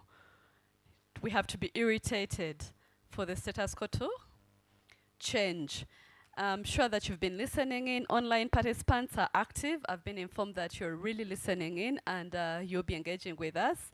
So thank you so much, Dr. Chima, for that presentation. And we wanted to reflect, but we also are very mindful of time. We don't want to be slapped with a notice of your time here is due. With your consent, allow me get into the panel discussions. Is that okay? One or two? Okay. We can get four. Okay. So make it brief. And if a colleague has shared, please don't repeat. It's just fair so that we have more time to interact later. Yeah? With the panel. So we'll have either 2 or 3 reactions to the presentation. Someone help me move the mic. Okay. So 1, 2, okay. Hey, okay. We'll start at the front. Let's just keep it short, and then we shall open up later for further discussions, because I'm sure the panel will also share with us a lot. Thank you so much, Dr. Chima and the entire team of the ICRW for engaging us on this research, because that's the way to go. I appreciate the results. And I just have a few comments. One of you highlighted research around mental health and SRHR. And my comment is that I think we could actually qualify it a bit more so that it's both mental health and the social impact. That takes us into psychosocial support, given the things I shared even earlier. What about education? If when, say, a child, a girl is abused and so on, what about family support? Family sometimes abandoned when our father like that is in prison. So I think we could expand mental health and SRHR to include the social impact of this. Then also wanted to mention reproductive cancers. I think what the problem in Uganda is that actually we have data in Uganda Cancer Institute. I sat on Uganda Cancer Institute board for 6 years until last year. We have very good data on reproductive cancers. But I think what is not happening, that could be a research area, is whether there is an integration of cancer management with SRHR. I know definitely it's not there. The clinicians are just looking at the clinical issues and the issues. That intersection between reproductive cancers and SRHR is not being given attention, and I think that's something that you could think about. And then finally, I think one of the things we've explored ourselves in SEHAD is that in addition to us doing some research, research that is done in academic institutions is a lot. It is a lot, including on SRHR. And we in the field could collaborate with academic institutions to bring this research out to places of advocacy, to policymakers and so on. We did that with Makerere School of Public Health last year. They did they did a research on the quality of post-abortion care data in 80 public health facilities in Uganda. And when we brought this into the space of policymakers and legislators, it was very acceptable because it is in government facilities, a whole 80 healthcare facilities. So I think collaboration to identify which research they are doing in research in academia and bring it to these spaces will be very important moving forward. Thank you so much. Okay, great. Next. Reverend? Yes, thank you, Dr. Is it Chima? Chima. I almost said the other Chima thing. Yeah, so a few observations here. One is the theological scientific integration. We are past that level where we say we're already just groups, cultural groups. I think we need more research on how exactly theology can be integrated into science and medicine to address some of the big psychosocial issues that have been highlighted from the findings. Number two. Number two. All these findings, I've not seen the issues of men and boys coming out clearly. And definitely you know that all the findings and the issues that have been highlighted are a function of community wellness. And we are singing integration of late. Everything integration, integration, integration. Because if we do not fully integrate, then we may go into challenges. Lastly, what can religious and cultural leaders contribute to in our endeavors based on their context? I am glad to contribute to this Thank at you. a further engagement. Great. Thank you so much. We shall network with the men. We shall also identify for them a men's month. But thank you so much for sharing. Very reflective. The final one? Yes, final comment, Yes, and then we shall get back. Thank you, moderator. Thank you, Dr. Chima. Very briefly, there was a slide that you had about persistent problems in the SRHR space. I thought I would raise a few comments. First, you talked about transactional and cross-generational sex. And my question was, is it a problem or it's a coping mechanism? Because a lot of people are in poverty, or the cost of living is higher than what they earn, and so they are vulnerable. So we need to tackle the issue of vulnerability, economic and otherwise. I think that would solve a huge chunk of that problem. The second one, you talked about unsafe abortion. I think by the time they get there, to do an abortion, I mean, there's usually an unintended pregnancy. And so we should talk about that as a problem. And then lastly, something that was not talked about, still related to the first one, is women and even men not in education, employment, or training. People are redundant, so they engage in high-risk activity, alcohol, substance abuse, and so on. And those are some of the, and that also leads to mental health problems. So I thought those are some 3 issues that would probably be discussed during the coming session. Thank you. Okay, great. Any reactions, Dr. Chima? Have time to reflect on them, but just to remember that we were focused on SRH in these interviews. You understand? So people were asked, what do you consider based on your work, based on where you are, to be the measure? So alcoholism is a very important thing. The drivers of transactional sex are very important, but transactional sex by itself is an SRH issue, right? Of course, we know the drivers. So we are not making the links, of course. Some of these things will not require, they don't require interventions in the hospital.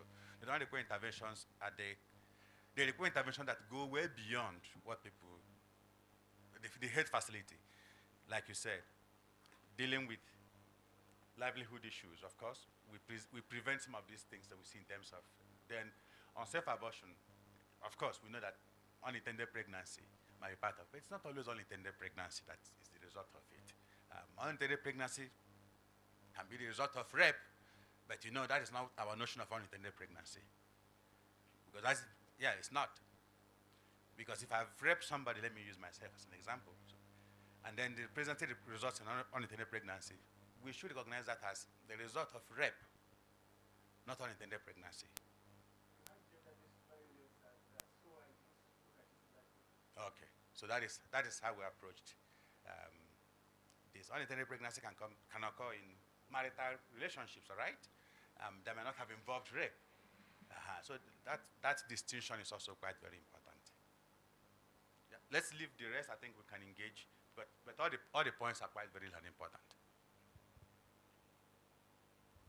I think feedback is very welcome. It may not be the chip for today, but for futuristic programming and other areas to cover, already the thoughts are coming through. So thank you so much for your reactions and also for the feedback. Dr. Chima, well done. A lot of work goes into research. Perhaps that's why so many people run away from it. And excavative, you've mentioned that a lot. So many times people think, oh, you go to harvest our data and then we never see you again. So I think it's very important to also go back to the communities and break it down to them in the simplistic of ways for collective response or action. So I'm glad that it's one of the driving values during research, your end. Just in case you're wondering how to find the brief that has just been presented, there's a QR code on your tables. Anyone show me one on your table? Yes. Yeah, we'll have to be tech savvy. These days, everything is about technology. The good and the bad, we all take it in.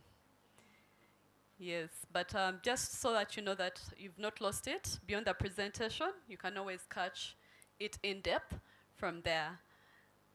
So with that, I hope the online participants are still with us and that they'll be giving us their feedback. Allow me now invite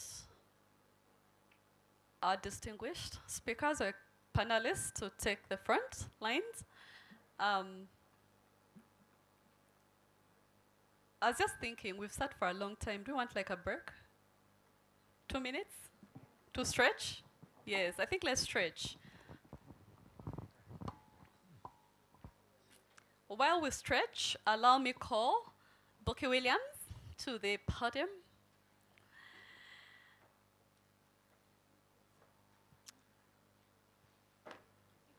She already introduced, she works at Akina Mama Africa. She's a feminist, Pan-African Development Organization founded leader in her space.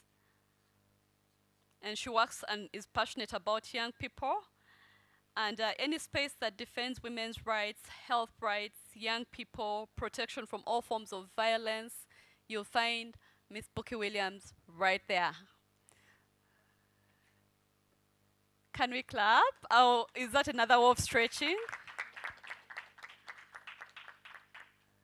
Okay. We have Dr. Stella Bosire. She's already spoken to us with a strong Pan-African voice. And we look forward to hearing from you. She's a multi-awarding winning feminist, a medical doctor, wow, a lawyer, researcher, and global health practitioner. And a social entrepreneur, people. When you're networking,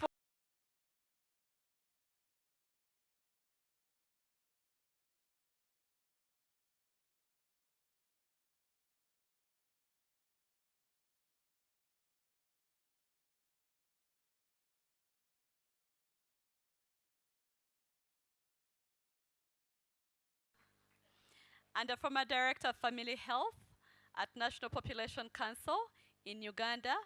And I think she also shared with us that she's currently heading a WISH-related policy program. So we'll hear more, but in your networking spaces, because these are the contacts we need every day, yeah? So you're welcome. Let's clap. Maybe we need to stand up and stretch. The energy will come back, the flow. Let's stand up, let's stand up. You can wiggy wagger, you can do whatever you want, but just try to stretch and let the blood flow. I won't dictate on an energizer. You can even give your neighbor a hug if you feel you need that warmth, you know? Yes. And then we have Miss Rose Wachukona. She's a feminist. When she's presenting, you don't even have to second guess. But she's also moved in the tides of advocacy and activism around legal and policy framing and representation of the marginally disadvantaged and the multi-layers of communities out there. So she'll be speaking to us. Yeah, from that perspective. So Rose, you're welcome. Yay, you can see that. And then finally, we'll have Miss Justine Balia, and she's a Ugandan female lawyer serving as a researcher and the director of the Community Outreach Program with Human Rights Awareness and Promotion Forum. It's a national NGO that quite is daring and bold in tackling contested issues and representing the marginalized and underprivileged or disadvantaged within our communities. So I hope I've done you justice. Rose from Women Pro Bono Initiative. Yes.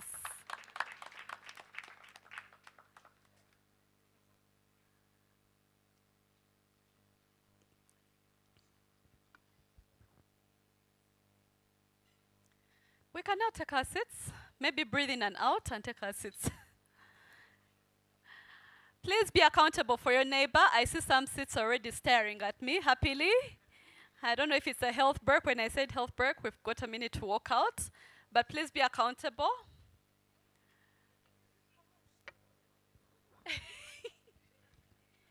We need to be very alert. Who is your neighbor? Because if you miss this, hey, what will you be programming for the rest of the year? Because this is like a supermarket. We are shopping for ideas here and there. One person can't do it all. And when you listen into the interventions and recommendations, you can clearly single out and know that this is where, you know, my opportunity is in the space I occupy to create the space. Do we have mics? Yes? Okay, we've also projected the Wi-Fi code right there. It's bold, you can't miss it in that lovely color. I don't know if it's turquoise or, which color is that? But it's a lovely green, it's a deep rich green. Are there 4 mics? Okay, 1, 2, 3. There was a 4th one.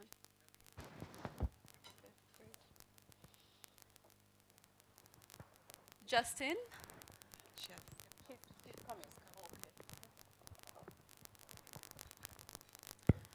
In terms of the allyship, I think I'm very happy that we have members of the media in here. Most times they shape the discourse and the narrative. And where we're going, we need every arm stretched out to ensure that we are communicating, but communicating rightly and without biases. So thank you so much for making the time to be here with us.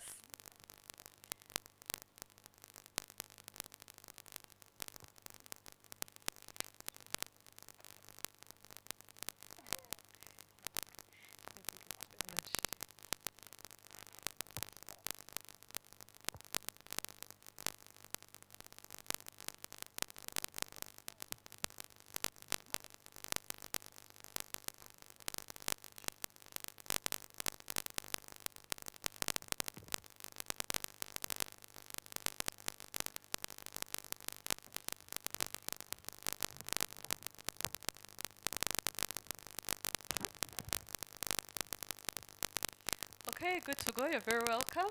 Now I can nicely look at you with smiles.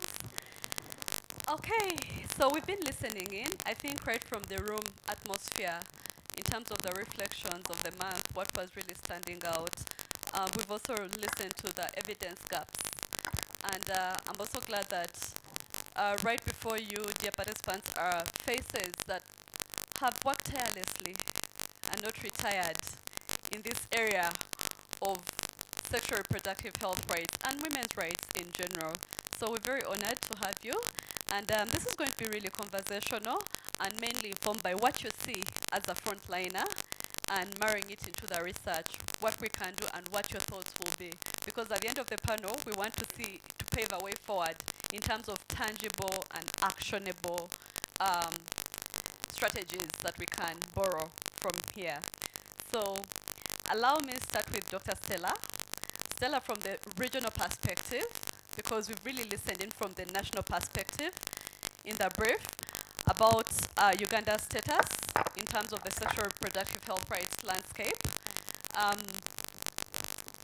I don't know how much you've experienced of what is in Uganda, but when Dr. Chima was presenting, what were your thoughts out loud? Because most times the struggle that we have on ground doesn't suddenly come from on ground or local. It also has an impact that is trickled down from the global and African spaces, like the regional spaces. What are your thoughts on the comparison? I think the reality, first and foremost, let me start with adolescent girls and young women.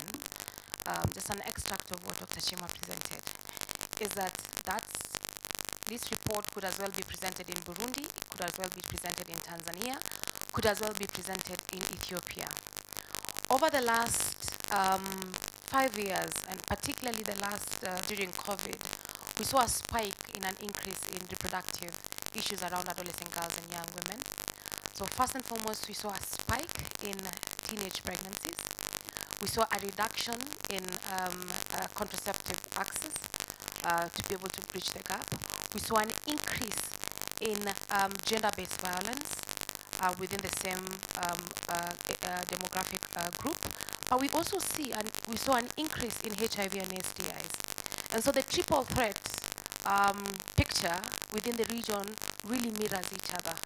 Is that we're seeing new infection rates are no longer within the general population. There's a stability in terms of epidemiology, in terms rather having new infection incident rates, but we are seeing an increase up to 50 to 60% in some other countries around these young people from the age of 15 to 25. And so that begs a question, is that what are we not doing right? What should be done? And the first thing that Dr. Chima also presented on is the realities around healthcare financing, and this also includes the funding mechanism that exists. To be very honest, the HIV fatigue that we are seeing right now has really been because over the last number of years, our governments have actually depended upon development partners to be able to address healthcare needs, rather healthcare financial needs. Until now, the whole continent, speaking about universal health coverage, really has not integrated sexual and reproductive health and rights as a huge component, particularly around adolescent and young women, and also just generally young people.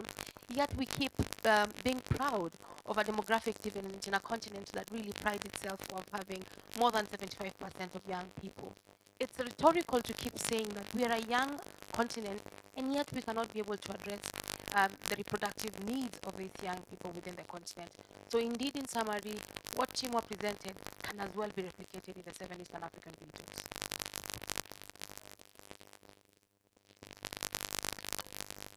Great, thank you so much, Dr. Stella.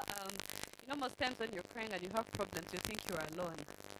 Yes, so when you hear these issues cutting across, you definitely wake up. It's a reality call that, we are not in this alone, and that it's important to put our minds together to see how we can, straighten things, to see where we are not doing right, to reflect and ensure that the solutions we come up with just not serve Uganda, but also cut across and vice versa.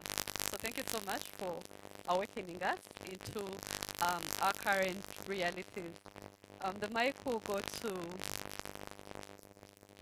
Rose.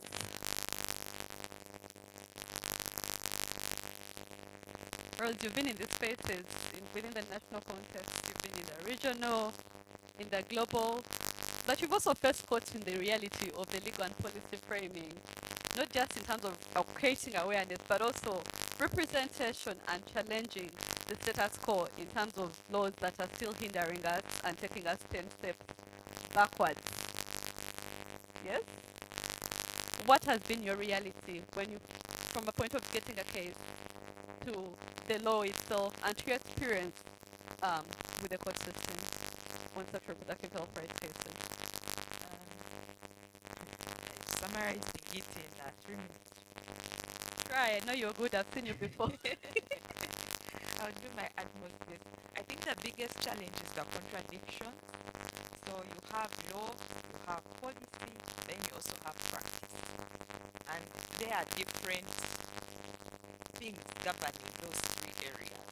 So you may find that a policy, I'll give an example of a policy that allows for teenagers to access contraception below the age of 18 without parental guidance. We have that in the 2006 SRHR.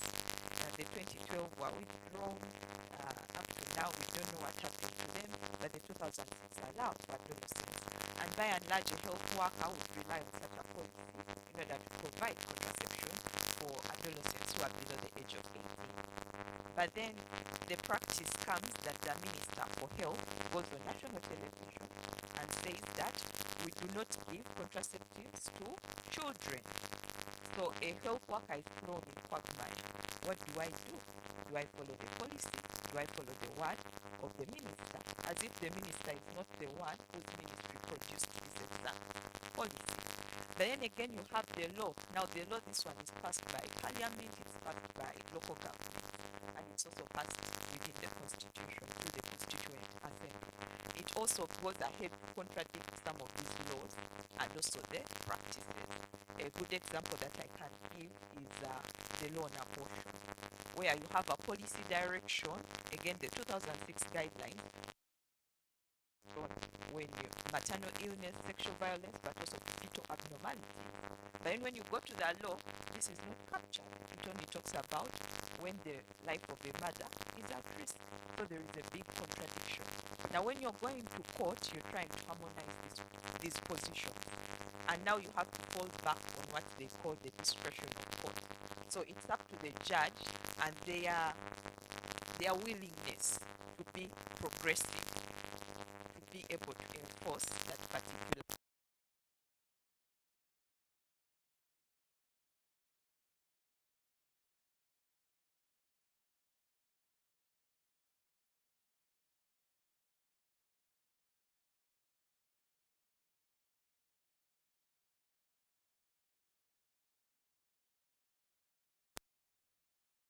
And this is not just on the examples that I've given. We are also seeing it in the marriage or family laws, where the family policy will say something else, then the law will say something else, then the practice says something else. So when you go before court, they say, but aren't you an African woman? I said, but the law, constitution allows me.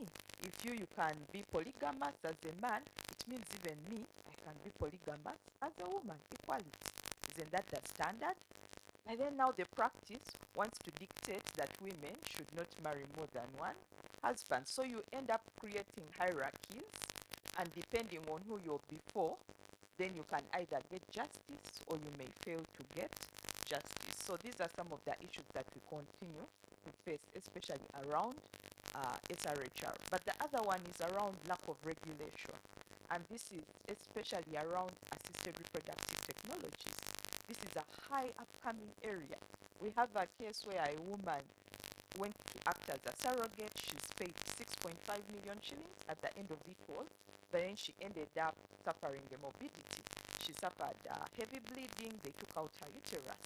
But now how then do we come about? She has no children of her own. She had to hand over this baby. So she's there. She's now infertile. She has no ability to give birth to her own children. But how then do we compensate her? But Uganda has no law on ART. So you keep wondering, how then do I go to court to enforce this? And yet in a contract it says that I'm well knowing of the risks of childbirth. Whatever happens to me, I embrace that particular risk. But is that what should happen? Quite tough being a practitioner of sexual reproductive health rights, especially in Uganda, because you're dealing with attitudes, perceptions, and there's no guarantee that who you'll be facing will be aligned with you, because even when we're at law school, human rights is optional. It's not a must-to-do cause. So you're teaching, you're explaining, you're being harassed, but clearly there's a big issue with the contradictions in our legal and policy frame. Restrictive at that, and it looks like we're not in touch with our lived realities. We talked about the teenage pregnancies, the unsafe abortions, and the regulation is still wanting. So thank you so much, Rose, for sharing. I'll definitely come back to you because there's sharing, but I also know there's a lot that it comes with outside. Yes. My next sharing will go to Dr. Betty Shadondo. Very calm voice, but she's been a voice within the sexual reproductive health rights circles. And when it comes to talks about population, economy, controls, she'll be there. But today, I also want to speak to something that has been silently eating me in my heart of hearts. Sexual reproductive health rights for the elderly. Yes, we've already hinted on premenopause and menopause. But when you look at our framing, policy framing, even statistics and data, not so much is actually shared around this area. It's like a forgotten edge. And you know that sexual reproductive health rights, it's the cycle, right from when you're born until when you say, Aluta continua in heaven. You still have to face these needs. So Dr. Betty, from a practical lens, are we even thinking about sexual reproductive health rights for the elderly? Anyway, in our work or in our policy framing? Thank you very much, Dorothy. I think I'm guilty even before I start speaking, but I think from what we have realized from Dr. Chima's presentation. This is a neglected area, and there's no doubt about this. The focus has been so much on that edge cut.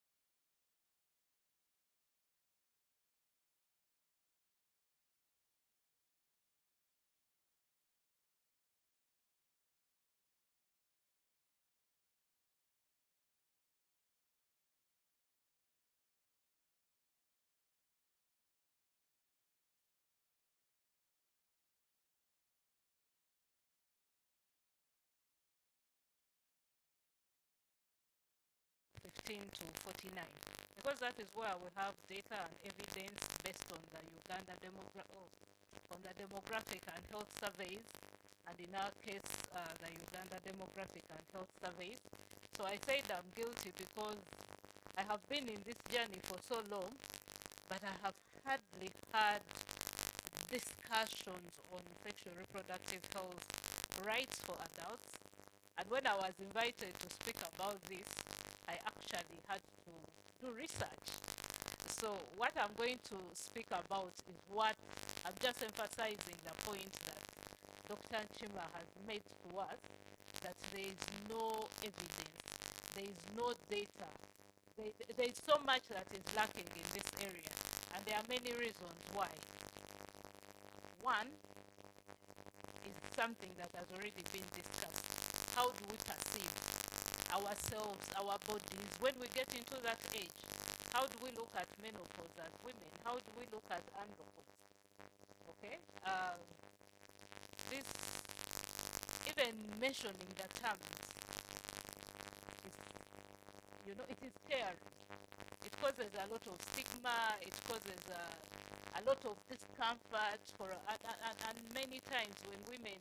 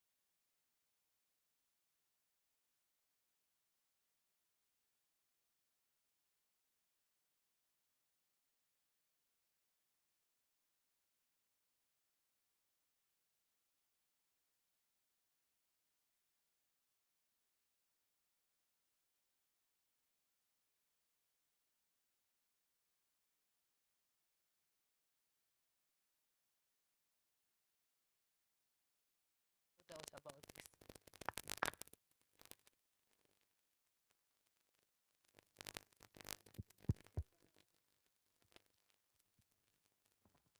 Thank you so much.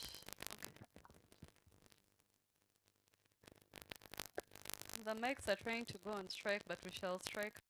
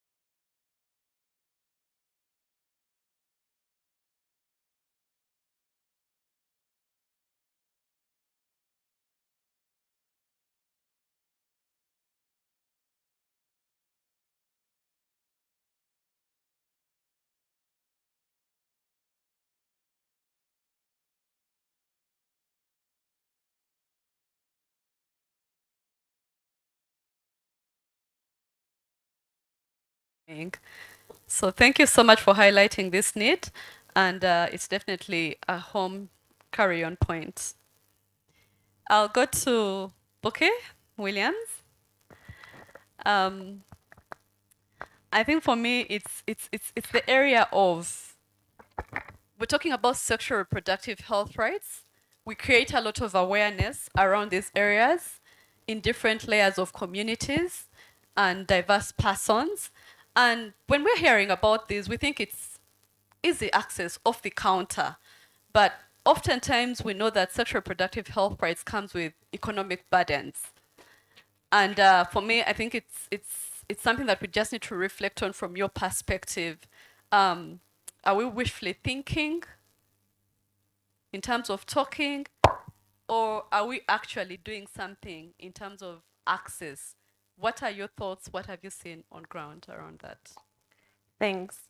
In reflecting on that question, I'm going to pick up from where Dr. Betty stopped. I think one of the reasons why we don't talk about menopause or andropause is because women are no longer giving birth. They're no longer doing what they're supposed to be doing. Because women are the engines of social reproduction, right? Society is not possible if women are not carrying out biological functions of giving birth. And so the data stops at 45 because it's assumed at that point you are no longer reproducing. So why should we worry about you and your health? Because often the reasons we care, right, about adolescents and care about maternal health is because you are giving birth to those who are going to ensure that we continue to function as a society. And that has economic value for that. So often when people talk about sexual and reproductive health and rights, we try to pretend that it's an issue that is not about economics. It's about value, it's about culture, it's about tradition. But at the very basis of it, it is economics. Because there is no way you can carry out oppression of women in terms of patriarchy, of saying that power is enshrined in men, if you don't have an economic vehicle to make that possible. Right? So often when we talk about economic empowerment and those issues, I think one thing we don't realize is that if we don't address sexual and reproductive health and rights issues, we would not achieve economic justice. And I'm saying economic justice and not economic development, right? Because when we talk about economic development, we're only thinking about the fact that we have market systems that function, we want to be able to buy, sell, be able to get wealthy, be able to get rich. But no, what we're talking about is, are women actually able to function in this so-called marketplace, right? And what do they need in order for them to be able to do that? And that's where sexual and reproductive health and rights comes in. Because at the very essence of it is, do women get to control their bodies, right? Do they get to make a decision about when, how they're going to have children? So it's always interesting to look at demographic studies, right? For example, it's really interesting for Uganda that the most recent UDHS, which I believe was 2022, yes, it's great to see that 78% of women get to make decisions on their own health. But then if you read the findings, it says 1 in 4 married women doesn't get to make decisions on her health, on if she gets to visit her family, or in terms of financial purchases in her home. 1 in 4. So if she doesn't get to make decisions about her health, does she get to make decisions about how many children she's going to have? Does she get to make a decision about if she's going to access contraceptives or not? Right? And so when you start talking about economics, and I think when we talk about economic empowerment, people think about this financing, you think of the PDM, you think of GROW, you think of all of those really, really small things. But the thing about it is, like, those decisions are made at a macro level, right? It's made in terms of the big decisions that the government is making. So for example, if we look at taxation, the ways in which we tax is on when people buy things, right? On expenditure. It's not looking at, for example, on income, right? And so if you're looking at a woman in a rural area who, for example, is practicing agriculture, right? And you're looking at how does tax impact her and her decision and those issues and how much she's paying out on a monthly basis, how much work she's doing, for example. But that work is not captured in the economy.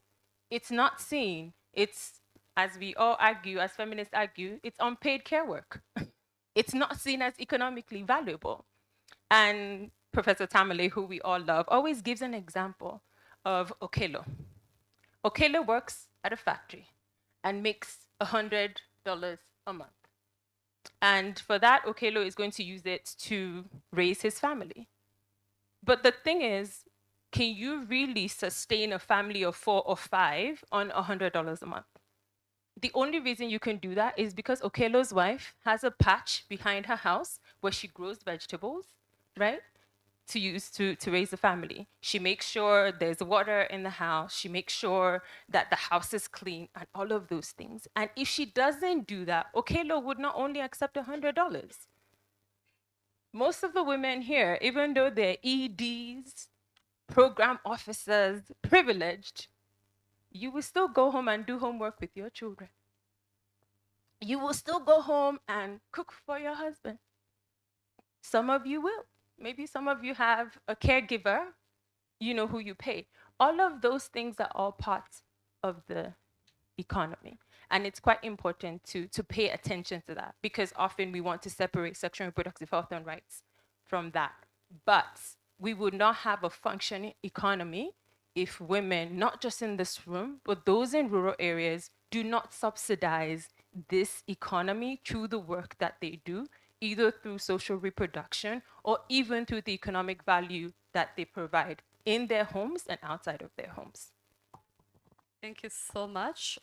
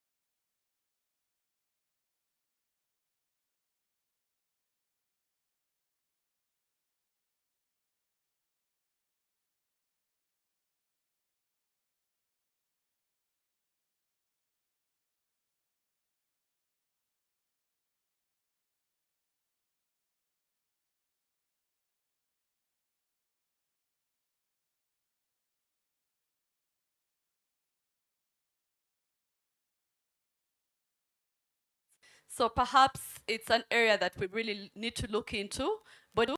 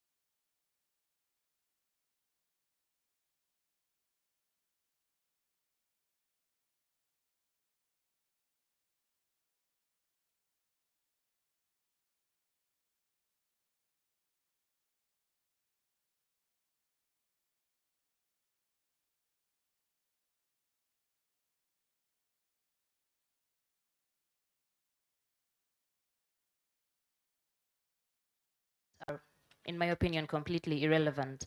We had, I think 2 years ago, a conversation on access to contraception for adolescent girls and young women, resisting the temptation to blow into the microphone like a Ugandan. And it was discussed on the floor of parliament, and a legislator, male legislator, stood up and said they cannot allow that because his wife, one woman, several years ago, had an adverse reaction to one contraceptive method. One person. So it's very personal to them. It's this thing happened in my life 25 years ago, so the women of today cannot access this particular thing. There is a running joke about one female legislator that anything that happens in her own family that disturbs her makes it onto the floor of parliament as a proposal for a law. So cohabitation, alcoholism. Not that these are facts in her life, we don't know, but there is a running joke that maybe some of the things she backs and proposes on the floor of parliament are just personal problems. So there is no effort to try and legislate for what the realities of Ugandans are. Why are we legislating how adults are having their relationships in private, you know? So there's a lot of personalization or in the policy-making processes, and there's a lot of moralization, very subjective moralization in how we are legislating. I remember one very embarrassing incident from, I think, 2014, when they were discussing the Anti-Pornography Act, when the late Father Lokodo said on BBC that the Anti-Pornography Act is necessary because the women in Uganda cause accidents by how we look and dress. Have you seen those women? They cause accidents. So the point is the shifting is almost, in my opinion, even violent. The way it shifts, it just moves from one point to the next. A new minister takes office and an entire policy is shelved. But the people who passed this policy took 5 years to discuss it. The 2016 standards and guidelines, for example, a lot of time and money went into developing those policies, and then a new minister took office who was part of the development process, incidentally, and they were shelved immediately. No explanations, no conversation. You know, so it's all very subjective and very political. In my particular field of work, on LGBT rights issues, for example, legislation and policy making is very moralized, of course, very personalized, but also very political. That LGBT rights issues are constantly used to build political capital for people, depending on what is going on. That you have Honorable Basalira, for example, proposing an anti-homosexuality bill, maybe 8 months before it was ever even considered. But the week that a huge corruption scandal breaks out, and you know, he had been asking to table the bill and he had been denied consistently. And then the week after a huge political scandal breaks out involving the speaker, then it is very important that we table this law, we discuss it and pass it by Thursday next week.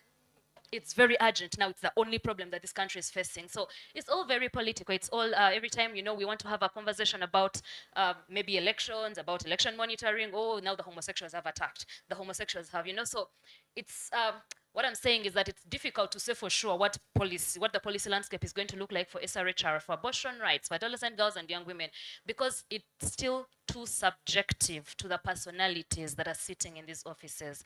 The technical people come up with the proposals, they do the research, they look at the evidence, and the politicians say, well, yeah, we see, but no. Why? Nah, just no, not today.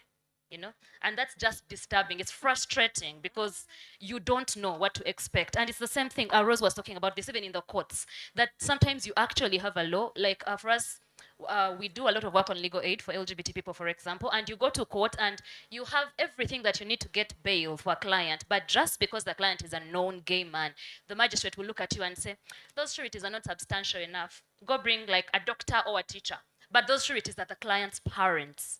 They live with him in the same house. They know him. And when you bring doctors, then they say, well, you got the doctor, but the doctor has no relationship with that person. Go get someone else. Like, go make the parent a doctor in 2 weeks. You know, so they reframe and remake the law in the process of enforcement, depending on how they're feeling about the client in the moment. And there is no way to hold them accountable. There is no way to change it.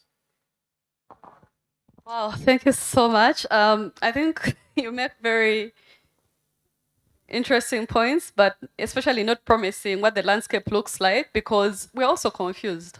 Really, if you follow parliamentary debates, sometimes they leave you in a, like, you're speechless, isn't it? Most times when people are legislating, you think it's, you know, informed by evidence, research, you know, feelings limited, I would want to imagine. But I think you clearly bring it out that it's emotions, sometimes political agenda driven, and not to truly serve the communities that we aspire to serve. And perhaps maybe these are food for thoughts in our engagements with policymakers or decision makers in different ministries, really.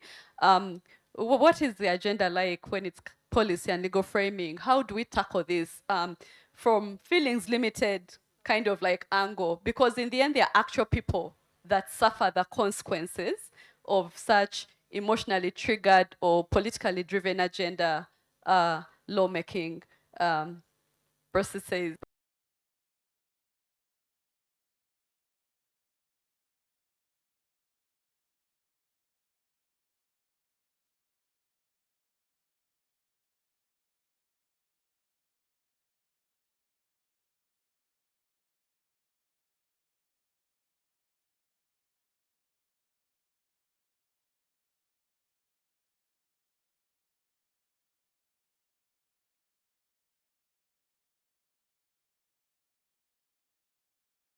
Fit within our agenda to do better.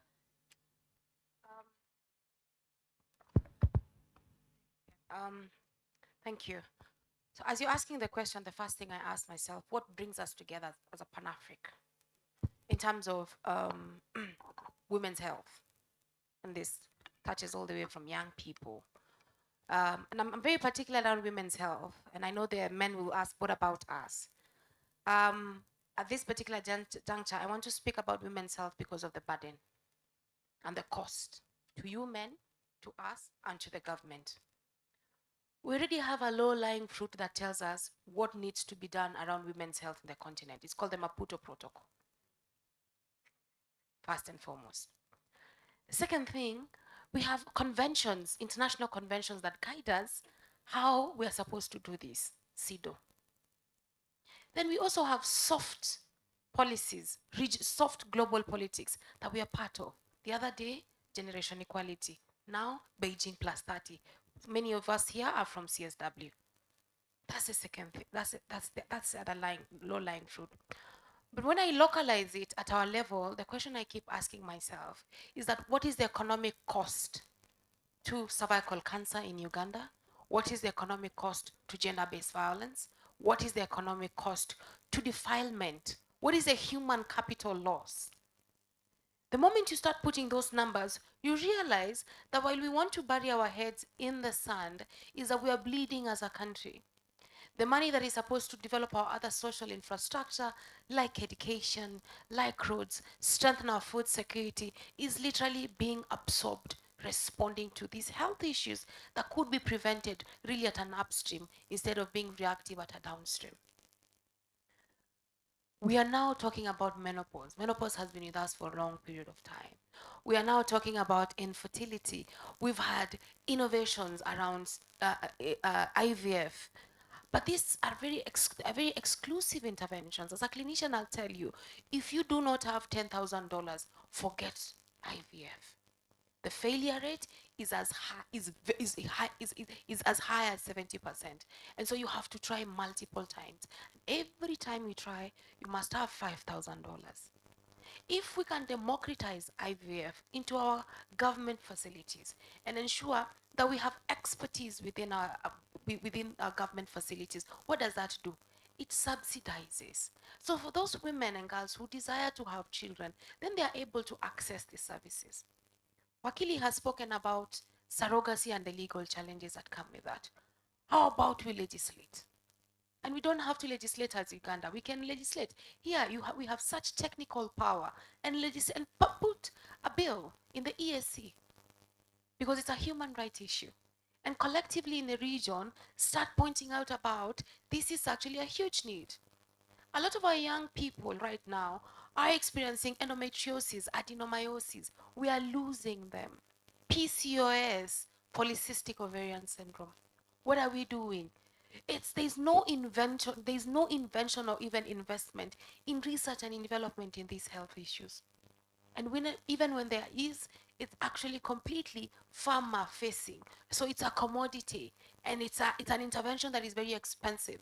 It means that for our indigent, our rural women, our young women who come from urban informal settlement areas, they're not going to access this. And so if you have a disease that, or rather a medical condition that is that expensive, you literally give up and say, let nature take its course. And every single month, you lose more than 100 mils of blood because of heavy bleeding. And so if we are to ask ourselves, really, where is it that we can be able to support ourselves as a region, is to start saying, what are our priorities? We have a demographic data, data from DHS, like the 2022 for Uganda I've looked at. We have constant national population studies that are done. We need to do a national population study around health issues from the age of 45 for women in our region. We need to be able to start asking ourselves, when you're doing planning, and I wish Treasury was here, and saying, if you're allocating funding, how are we gender transformative in our funding needs? But then we must also ask ourselves, and I think the father has gone, the priest, he said something, is that you've theorized around the social, biological issues, social scientific issues around the things that you've raised. But the faith component, really, even as much as we're looking at it as opposition, is actually becoming a huge influencer of health generally within the society. When we want to transform social norms, where do we want to invest in? We want to invest in within faith and cultural leaders. We want to invest in entertainment media. We have to bring those who have contrary opinion and listen to them. Yesterday, I had the privilege of speaking to a priest, and I was speaking about access to safe abortion. And he said, Doctor, you don't even say that word. You are in Kenya. And I said, so what do you want me to say? He said, you know, when you say termination of pregnancy, there's some human, for him, it's the language. When you say contraceptives, he wants to run away. But when you say child spacing, he will listen to you. For the message framing. Message framing Okay. for social norm change. So how do we start telling these stories and telling them in a way that allows people not to flex and fight us, but to invite them into the space of intervention to keep our populations healthy? Thank you. Wow. Hey, okay. Feels hopeless, but also hopeful. Yes, because if you don't interact, you don't get to know where we meet each other in the middle and what the actual problem is. So thank you so much for sharing, because you've even shared and given us tips in terms of how do we engage with these contested issues with a delicate audience or particular audiences. Because most times we say, we've given up on religious leaders, cultural leaders.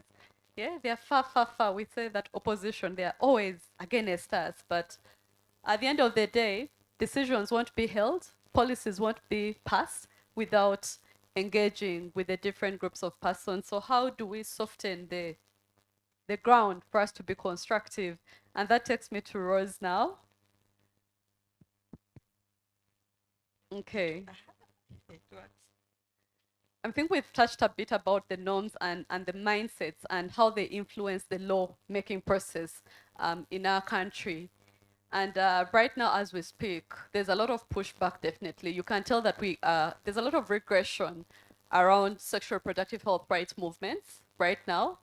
And when we're talking about Trump, everyone is like, that's the white man's issue. And then you hear about aid cut fundings, and then you say, what has happened? Now you start, localizing the issue, when we go to gender identity talks, again, complicated areas, there's an agenda being set.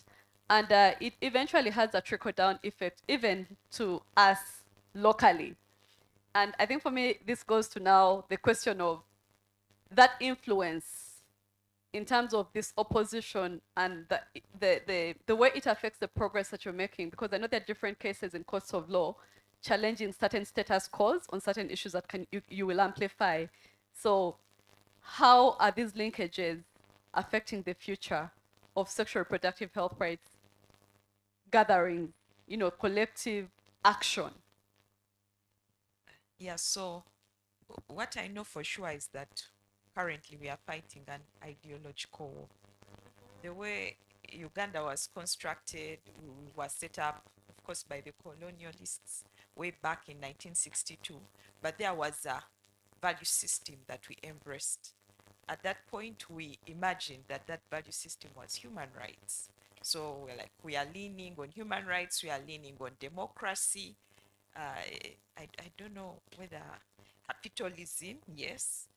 So those were core to what we were amplifying. And it's against these systems that we were legislating, that we are putting up laws. So when you look at our constitution, it's very much human rights based. It's very much entrenched in democracy and trying to show the rule of the people and the humans. But now we found what we are seeing in terms of a trajectory is that there is this move to move away from human rights, the human rights-based approach towards legislation, and to move towards what people are referring to the values-based. It's mostly around religion and culture. So people want to push us into legislating as against religion, as against culture. And the funny thing is that they are portraying this as if it's something new, that we have never lived according to cultural norms, that we have never lived according to religious norms. So everyone is saying, no, we must put, Uganda is a country for God. Therefore, God must take center stage in the country, and all of us must therefore abide. But the challenge with that is that religion has equally been the area where women have faced the most oppression. Because in most religions, women are second-class citizens. And therefore, everything that is being fought is to put women back in that place as second-class citizens. And this is not more visible than it is when it comes to sexual reproductive health. Because Any interesting policies or bills in the making that have triggered conversations? I am about to, Great. to reach. I'm just laying the foundation. So that is where the challenge is coming from. And the challenge is that we have been legislating publicly. So you will legislate to say women should go to parliament. Yes, that is a very public space. So they should be able to go there. They should represent people. They should speak, hold microphones. Then we say, okay, yes, women should join employment. Why not? We are adding more towards production. Let them go, join the workforce and salaries. This is very good. But when it comes to legislating for the public, rather for the private, then we start to get problems.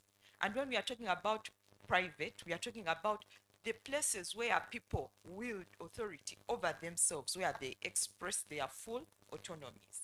That is when we are talking about families, when we are talking about reproduction, sexuality. Now when it comes to that, we are like, why should we legislate on that as against human rights values? We must revert back to our cultures. We must revert back to our religions. And that is where we are having the biggest challenges. And so we have this move to move the country away from human rights, to move it into religion, where we are trying to force women back into their places. And we are seeing this in the laws that are coming up. Justin has talked about some of them. Immediately after we had the Interparliamentary Conference in Uganda in 2023, then they tabled the anti-homosexuality bill, where two consenting adults are going to have their fun in their bedroom, and suddenly the government wants to join them. Whether to join the fun, I don't know, or to get out of the fun, I don't know. But they have them up, lock them up. And then we want to create this genocide against people who really have just been living their best lives up until the time when we said that they should all be taken to jail. So we have now the Anti-Homosexuality Act that has been passed against sexual and gender minorities. But then we also see it in terms of them coming up with policies that are very retrogressive.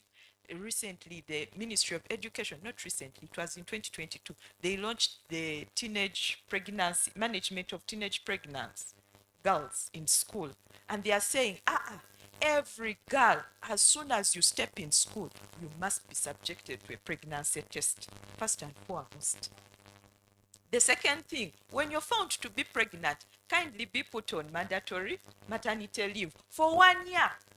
The boy, okay, if she confesses, also him, we shall expel him temporarily. Only God knows what happens to him. So now you have made what used to be a practice into a legal norm.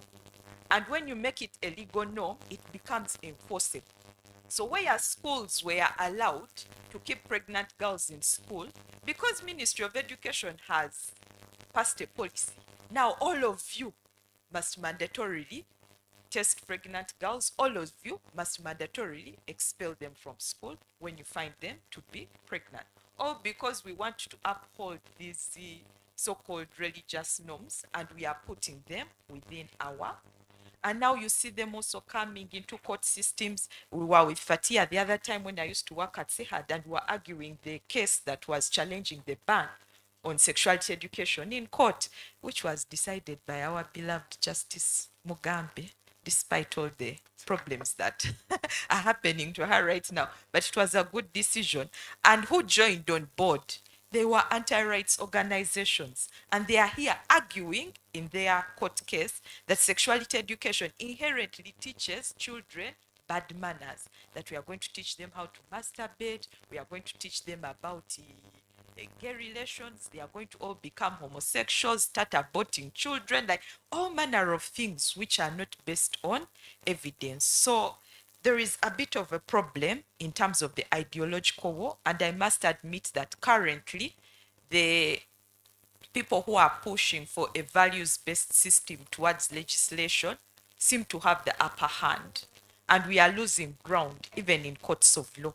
Every time you're trying to take a case in terms of public interest litigation, there is an attack on peer within itself. Judges are no longer enforcing human rights as a value system. There is a lawyer who took a case against Watoto Church, and he was challenging the fact that you're required to have parental consent before you can marry. And they use it as a practice. So in church, when you go, you must bring a letter from your parents saying that, we consent to our daughter getting married. Remember, this letter is required from the girl. The boys, no, of course, boys can consent to marry independently. How dare you suggest that they need their father to consent on their behalf? That is not acceptable. So when he went to contest it in court, the Court of Appeal stated that no, this is a very, very good practice. It is right for society to require consent to marry through a parent for girls because we are protecting them. And all of us said, but our constitution says something completely different. So you see a move, even within the judiciary, to go away from human rights as a values-based system towards religion and culture.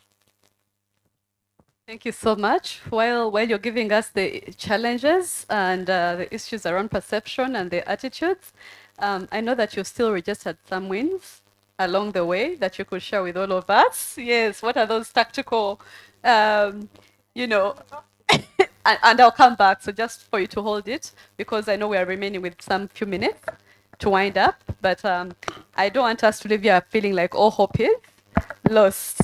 Yes, so I'll come back to Dr. Betty. Following your admission of how we are not that prepared to tackle the, sexual reproductive health rights for the elderly. I'm sure you've had conversations and you've traveled and you've seen similar conversations around sexual reproductive health rights programming for the elderly. Are there some thoughts that you want to share with us in terms of our entry points in Uganda in tackling this issue? I think one of the most important things that we must do is to create awareness about these issues. It is so bad being ignorant about your own self, about your body. So I think going out to the communities, conducting outreaches, sensitizing communities, and ensuring that these older persons appreciate the changes, because most of whatever is happening in their bodies is because of the hormonal changes.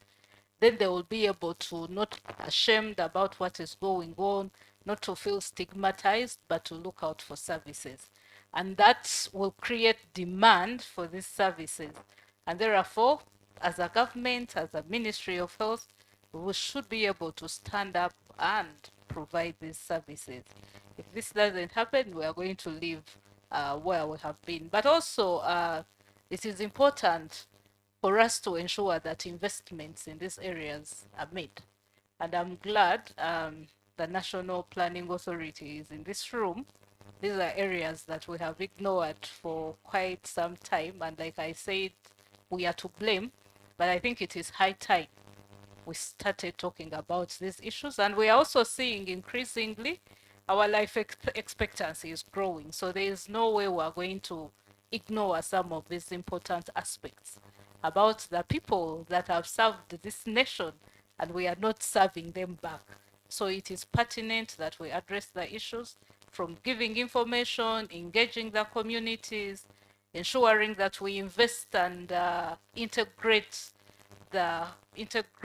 these issues into our policies and programs so that the men and women who are experiencing these problems or these issues can have peace. Thank you so much. I think it's really going back to the drawing board and being intentional because, you can't say it's my right when it's not written anywhere. It's easy to run away from it because there will not be a self-accountability. So perhaps we need to generate enough data to back up the case for taking these social reproductive health rights needs for the elderly seriously. Yes. So I'll come to Boke. In terms of investment, the case of investment around sexual reproductive health rights and organizing, we're still facing a lot of pushback. And you've seen it because I know you interact with a lot of funding partners and all this. Yes, we're making a case for investment, but where is the entry point for us at this point in time? Thanks. See, in terms of the politics of it, I think I always worry when we start to talk about making the business case and making the investment case, especially when we're talking about health. I think one of the major worries, apart from dealing with anti-rights and moving towards what Rose was talking about in terms of looking at culture and value base, is also that we've started losing the debate and the conversation around the privatization of basic social services. So one of the things that has happened is because of the global economic landscape, a lot of our governments are indebted to multilateral institutions, World Bank, IMF, and so there's a lot of debt. And what happens when we have a lot of debt, which is most of our countries, including Uganda, some owing about 40% or more, it means you need to service the debt. And when you service the debt, they give you recommend.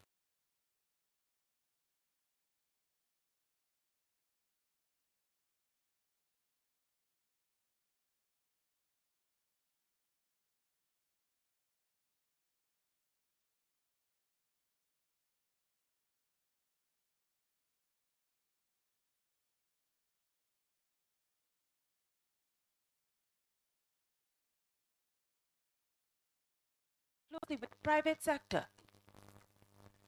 Possible. There are something called public goods. All of us did some really basic economics in school.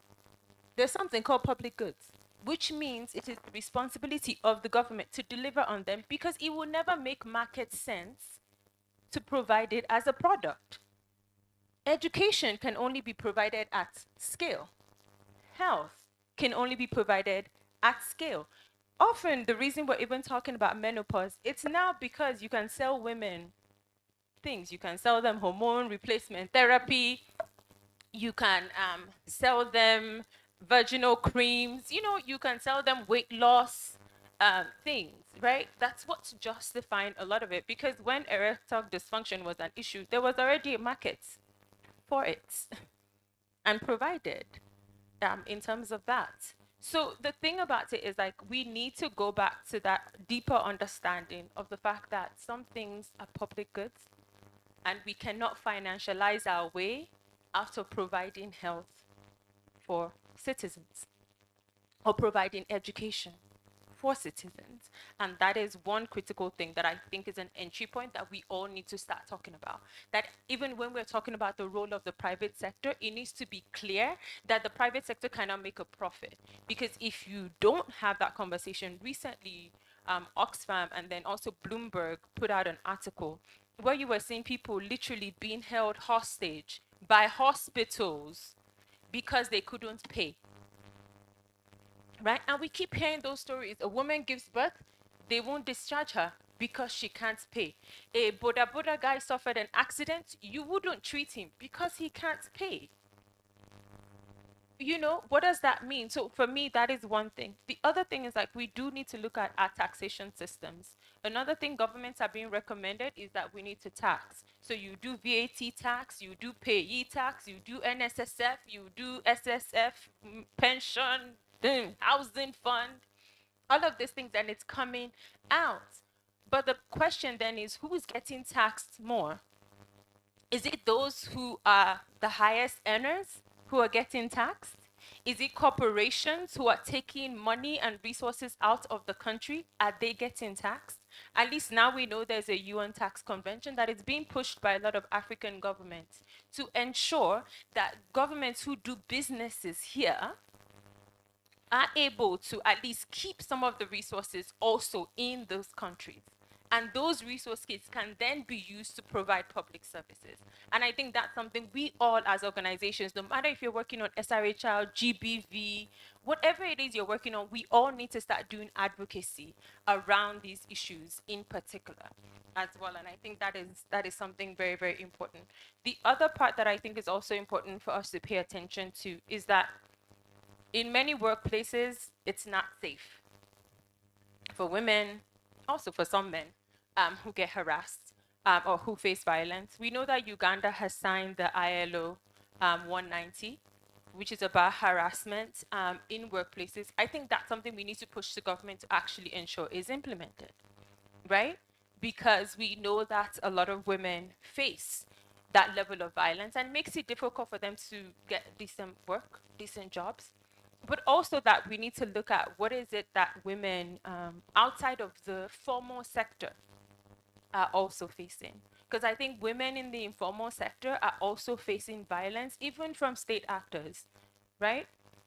And it's quite important to ensure, how do we protect them? How do we ensure that the taxes that we're putting on them doesn't increase the taxation for them, right? In terms of buying goods and services. Because one of the things, I believe there was a report by UONET that showed that some of the electrical products that are being used by women have higher taxes, right? Are being taxed at higher rate because they're products. But they reduce drudgery, and they make it easier for women to be able to function. So those are things I think we need to start paying attention to. We don't look at it as an SRHR issue, but I think it's really important for us, especially those of us who work in the SRHR field, to start paying attention to. And I think that's why the conversation around the research that needs to be done needs to be from us. The GOTS markers? No, GOTS marker is fine. They can continue, but they should bring the money so that we can do it here. So that we can also ensure that when we're thinking about it, we are really thinking about it in terms of what works for our communities and things like that. And then the last thing I would say, last thing I would say is that, you know what, the thing about it is that we do research and only respect research that is done using Western methodology. Hey, methodology. And the question of localization. Yes, because I think if we're going to be honest about it, is the fact that we only recognize certain forms of research. But I've been part of action research that have been done by girls. I've been part of research that has been done by communities, that have been done by queer communities, that have been done by women who are sex workers, who have shared not only their stories, but the numbers. And it's rejected. It's ignored, it's overlooked, it's disrespected, and it's not considered research. So this thing, when we're talking about, like when we talk about evidence, the question is not just do we have evidence, the question is whose evidence do you respect? And whose evidence are you willing to take seriously? Right? Because the only time we respect market women is when they tell us their trauma and we put it in research as data and as, you know, this invisible market woman who just told you her story, yet she's not compensated for her time. And often we don't go back and tell her what we did with the research. And in many ways, it doesn't have a direct impact on her life. And so when we are talking about research, I think we also need to do a little bit of internal searching of what does that mean when we say research, when we say evidence, and whose voice matters. Thank you. Well, those are very almost like parting shots, in terms of localization of research methodologies, but also who are we listening into? And I think that will bring me to Justin, because I know that one of the methodologies of HIRAF is research-based engagements with policy makers and stakeholders. You've had Buki say most times, it's at the discretion of the power holder or the person you're facing to take it or leave it. But I think you've made some ground through in your work, especially the areas that you deal in. You've done a lot of research, and how has that been taken? Has it been informative in shifting narratives or policy making processes around sexual reproductive health rights? Like you've done research, the reception, like when you go to launch it or when you're going to engage with policymakers or ministry officials, has it caused any shift? Have you seen impact for your time in the field?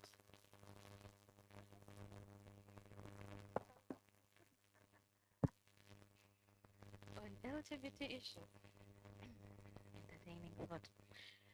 Like Buki was saying, the government tends to look on all work that civil society does in this field in evidence gathering as either a deliberate lie or a joke. We get challenged all the time in government spaces on our violations reports, for example. We've actually had the police send somebody from their, I think, human rights directorate to verify a violations report. So of course, we spend a lot of time on these things. We try to be very meticulous because they find one small error and they will invalidate 20 years of evidence of work. So but of course, from the perspective of LGBT rights, the idea isn't really that they don't believe the work that civil society organizations are doing. It's just more to invalidate, I guess, the entire struggle for LGBT rights. So that's a bit different.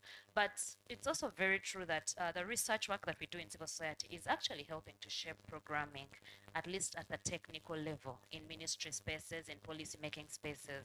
That we're having, for example, even with the current legal environment on LGBT rights, we're having very interesting engagements with the ministries of health, with the Ministry of Health, the Uganda AIDS Commission, that they look at the numbers, they look at the figures, they respect the information that we give them about the impact of some of these laws and policies, and they actually do what they can to address it at a technical level, even though they cannot publicly say what they want to do, or they cannot put it in a policy. And the same thing also happens with with the research on issues of, for example, maternal mortality, that due to unsafe abortion, that the information that came out then that was used to inform the 2016 standards and guidelines, it didn't come from the government. It mostly came from actually Guttmacher Institute, and it was respected, it was used, it informed the policy, but the politics of the day failed us all in the end. So it is important to continue to do the research work. It's important to keep the information out there, because also the other thing is that it's not the government only that consumes the information that we put out. The communities that we work with, in as far as they're able to read and understand the studies that we are doing, the work that we are doing, are finding that information useful, whether it's for resource mobilization, to target their own efforts. Because for a community like the LGBT community, for example, a lot of services, SRHR services specifically, are being provided by the community themselves. We have accepted that the government efforts for SRHR for the LGBT community are going to remain purely on the pathological side, on the disease side. If they don't think HIV affects you, they will not focus on you. So issues of gender affirming care, of parenthood, of childbearing, child rearing, reproductive cancers, any other issue that affects queer people specifically will not be addressed if it's not HIV related, if it's not disease related. So the pathologization of an entire community, the only way to move away from it is to do the research from the community, look at the research, and then enable the community to address those issues as a community through their own community health facilities, through their own community DICs. So we cannot say that the research is definitely important. It is definitely, it doesn't matter that it's sneered at in some spaces, because it always has impact. Even in those spaces where publicly there will be some sneering and some, when you go back, you will have conversations. Even when, for example, when we used to hold like public launches of violations reports, and the police would publicly ask, bash the reports, they would still call us back to the table and say, this thing that you said about this particular police area, that's concerning, let's discuss it. And eventually they would address it. So we can't stop. Like I said, we cannot, it's not an entirely hopeless outlook. It's a very frustrating outlook, to be sure. It's very frustrating to do the same thing over and over again every year.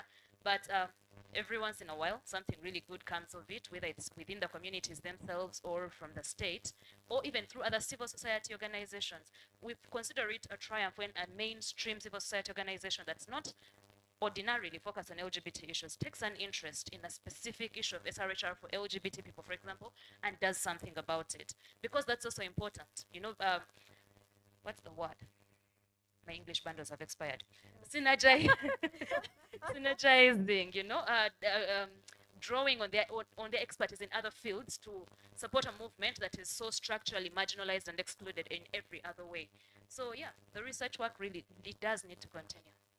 At least that's quite reinforcing in terms of energies that it's not going to waste.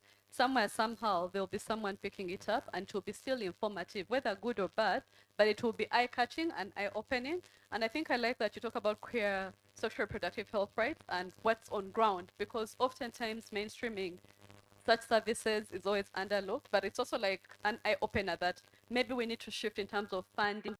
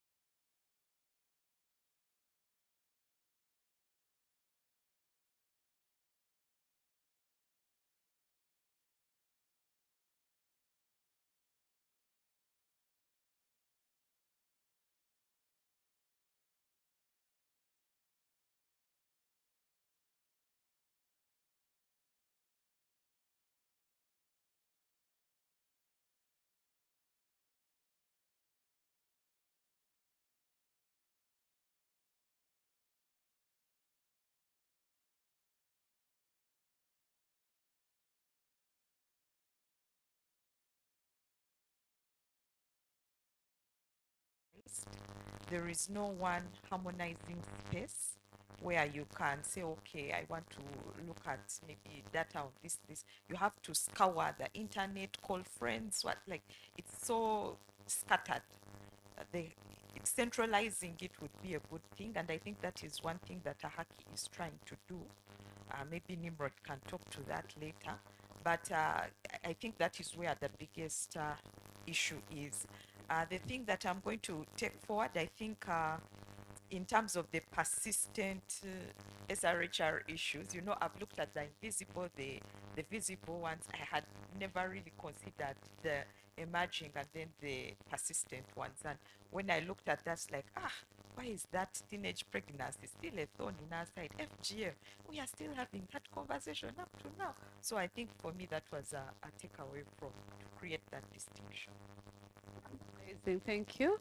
So when you talk about action research, for me as I sit here and I look at this product, I am taking it in, and in fact, by the end of next week, I'll write a position statement around these findings. Amazing. And part of it is just to start catalyzing conversations within health systems and see how then do we integrate this learning so that when we talk about, for example, UHC, then we are cognizant that reproductive health, sexual and reproductive health is healthcare, and it needs to be budgeted and integrated to address gender inequalities and health inequities. Thank you. Great, thank you so much. I think we are picking up this, we are picking out, we will know who to call on. We're waiting for position paper, Rose. The research agenda, how are we framing it together?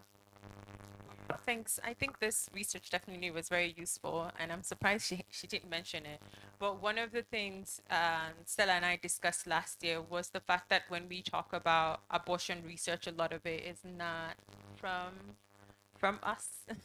And one of the things we want to have a conversation about or even do research about is really looking at the actual health system on the continent and thinking of how do we decolonize and have conversations around abortion rights. Exactly. So we are always willing. I know many people in this room have been doing some of that research, but that's something we really want to do and also bring an African feminist lens to that kind of research. So I think this just solidified, because there was a part of me that was worried that maybe there is that research already happening and maybe we should just look at something else that is more important. But this research just solidified that we need to do that research. We've been sitting on it for a year and a half now. Oh, okay, she said I should ask you for money. for us to do that research, but we definitely want to do it as well. And then another thing that we've been seeing a lot of research around that I listening to what was there in terms of like the evidence gap as well is really connecting the dots in terms of care work and sexual and reproductive health and rights and social reproduction. And I think that conversation also needs to happen because we leave care work to the economists to talk about it and to recognize it. But I think within the SRHR space, we actually need to start strengthening the linkages in terms of care work, in terms of the time women spend on the work that they do in the public and private sphere and what that means for sexual and reproductive health and rights. So more ideas, I think, generally. I'm glad that the chakras have been released to think further. And I think I like the idea of feminist voices and perceptions around abortion, because when we talk about abortion, it's always westernized and we lose the conversations in there. And we fail to say our own narratives based on our context. And that is more frustrating. Thank Dr. you very Betty? much. This is not my parting shot, but I'm just reflecting on the abortion and the rights to abortion, and considering that abortion is illegal in this country and in so many other countries. Okay, it Or is restrictive. restrictive, but the restrictions mean that it is actually illegal, because you will not go out if you are a pregnant girl 17 years that you want an abortion and you'll have it. So that is the illegality about the abortion. And yes, the research that we are doing, my reflection is how is it going to inform the policies, the programs? And we come to a point where we are helping these girls that are getting pregnant. I'll not talk about the women. Those are getting pregnant when they wouldn't wish to get pregnant at that time to be able to access the service. So that is one. But my parting shot, and I'm looking at what we have discussed in totality, not only on the older persons, and ICRW is International Center for Research on Women. And we are saying men are neglected. So do we want to change who we are as ICRW and we bring in the perspectives of men? I know you do the research on men, but centering on women is also bringing problems for us. Because it is, you can't talk about sexual reproductive health when you're centering on the woman. We need the man in the space. We need the men in the space. We need the research on the men as well.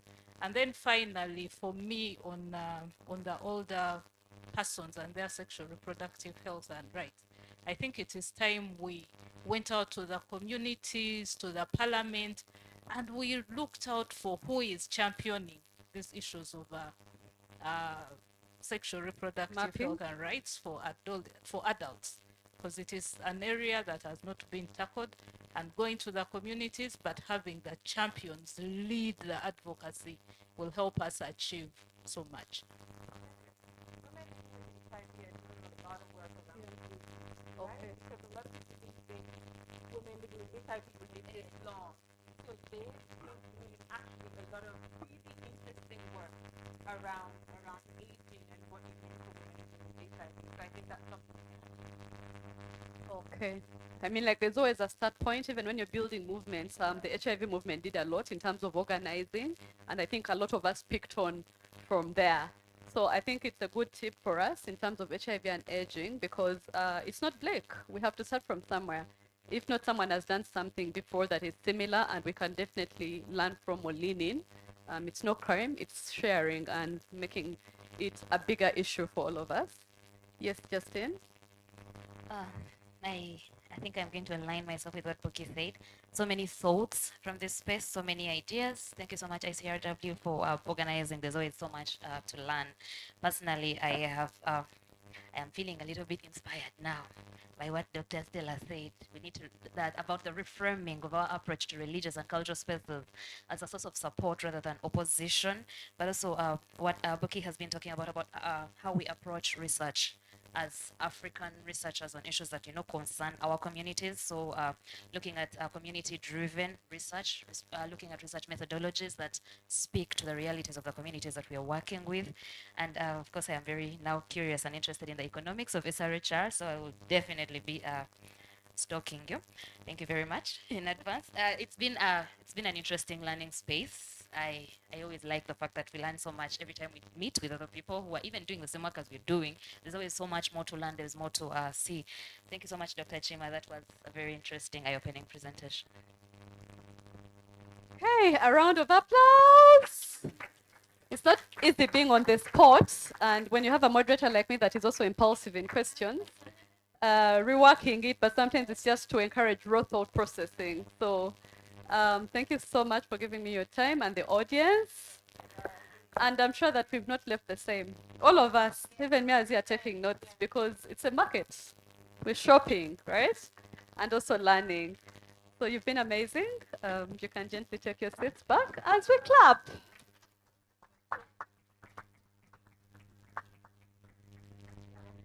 Okay, you want pictures? Great, great, great, great, great, great. Dr. Chima, you can also join.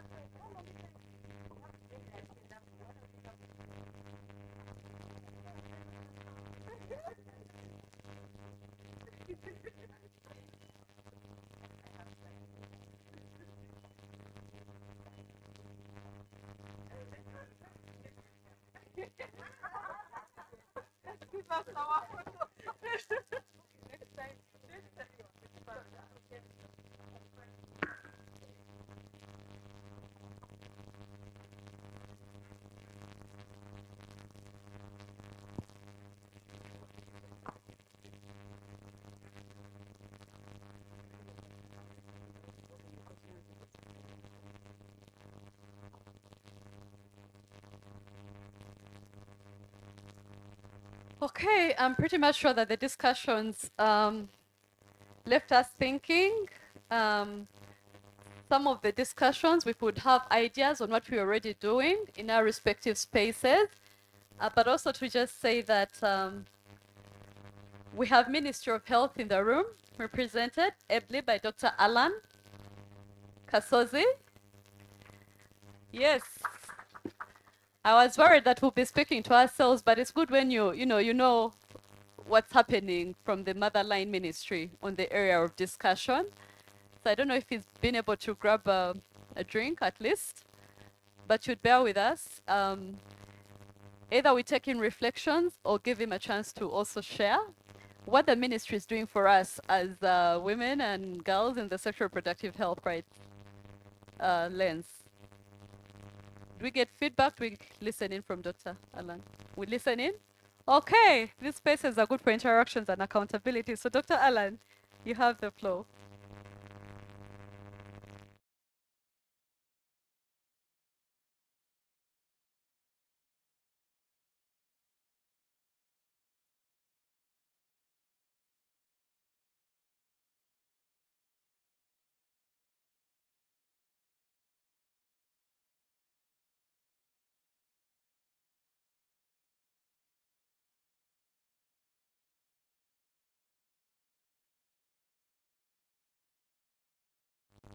I'm coming to you from the Ministry of Health, particularly from the Department of Reproductive and Child Health. I'm standing in for Dr. Richard Mugahi, who is the Commissioner for the department, and apologies from him. He couldn't be here today as he's taking care of some other urgent business. Indeed, I had prepared a presentation. I don't know how I'm going to handle this. I will call it an ambush growth. But I hope I can do a wonderful job like the panel discussants that just left the panel discussions. I was supposed to be giving progress updates on what we are doing.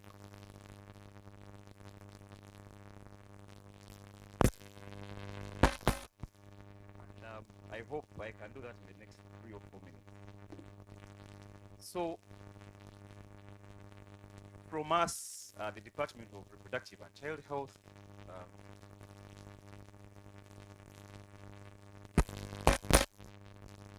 center and school health. And that in itself is testament that Ministry of Health and Government of Uganda commits to providing sexual reproductive health for the general population, but more specifically also for our young girls and adolescent boys. We have a largely young population, which is about 50% of our population, which is a known fact already. And these young people, whom we know, they are largely healthy. They are largely healthy. Usually their issues are related to sexual reproductive health. Their issues are mental health. Their issues are related to nutrition, okay, and other social services, access to other social services like education.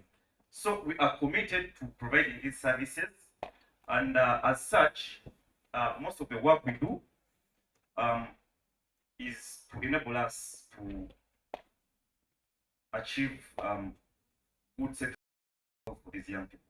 So we have the FP 2030 commitments. We are ratified under a number of commitments as Ministry of Health. The SDGs, of course, the Maputo Protocol, the Abuja Declaration that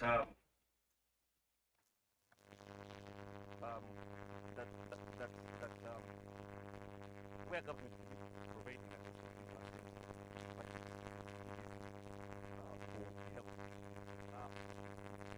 journey we are still moving.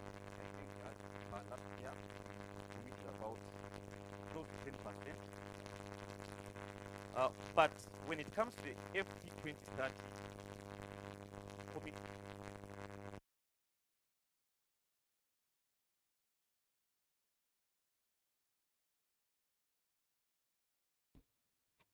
as government, we committed benchmarking at least 50% of locally ring-fenced resources to providing FP, and other SRHR services to adolescents and young people. So that commitment, progress on that commitment is that we actually allocated close to 31% of the entire MCH budget for the benefit of young people. That's providing family planning as well as SRHR services. We are moving the journey together with you and other implementing partners. You're doing a lot of advocacy, and we are starting to realize some of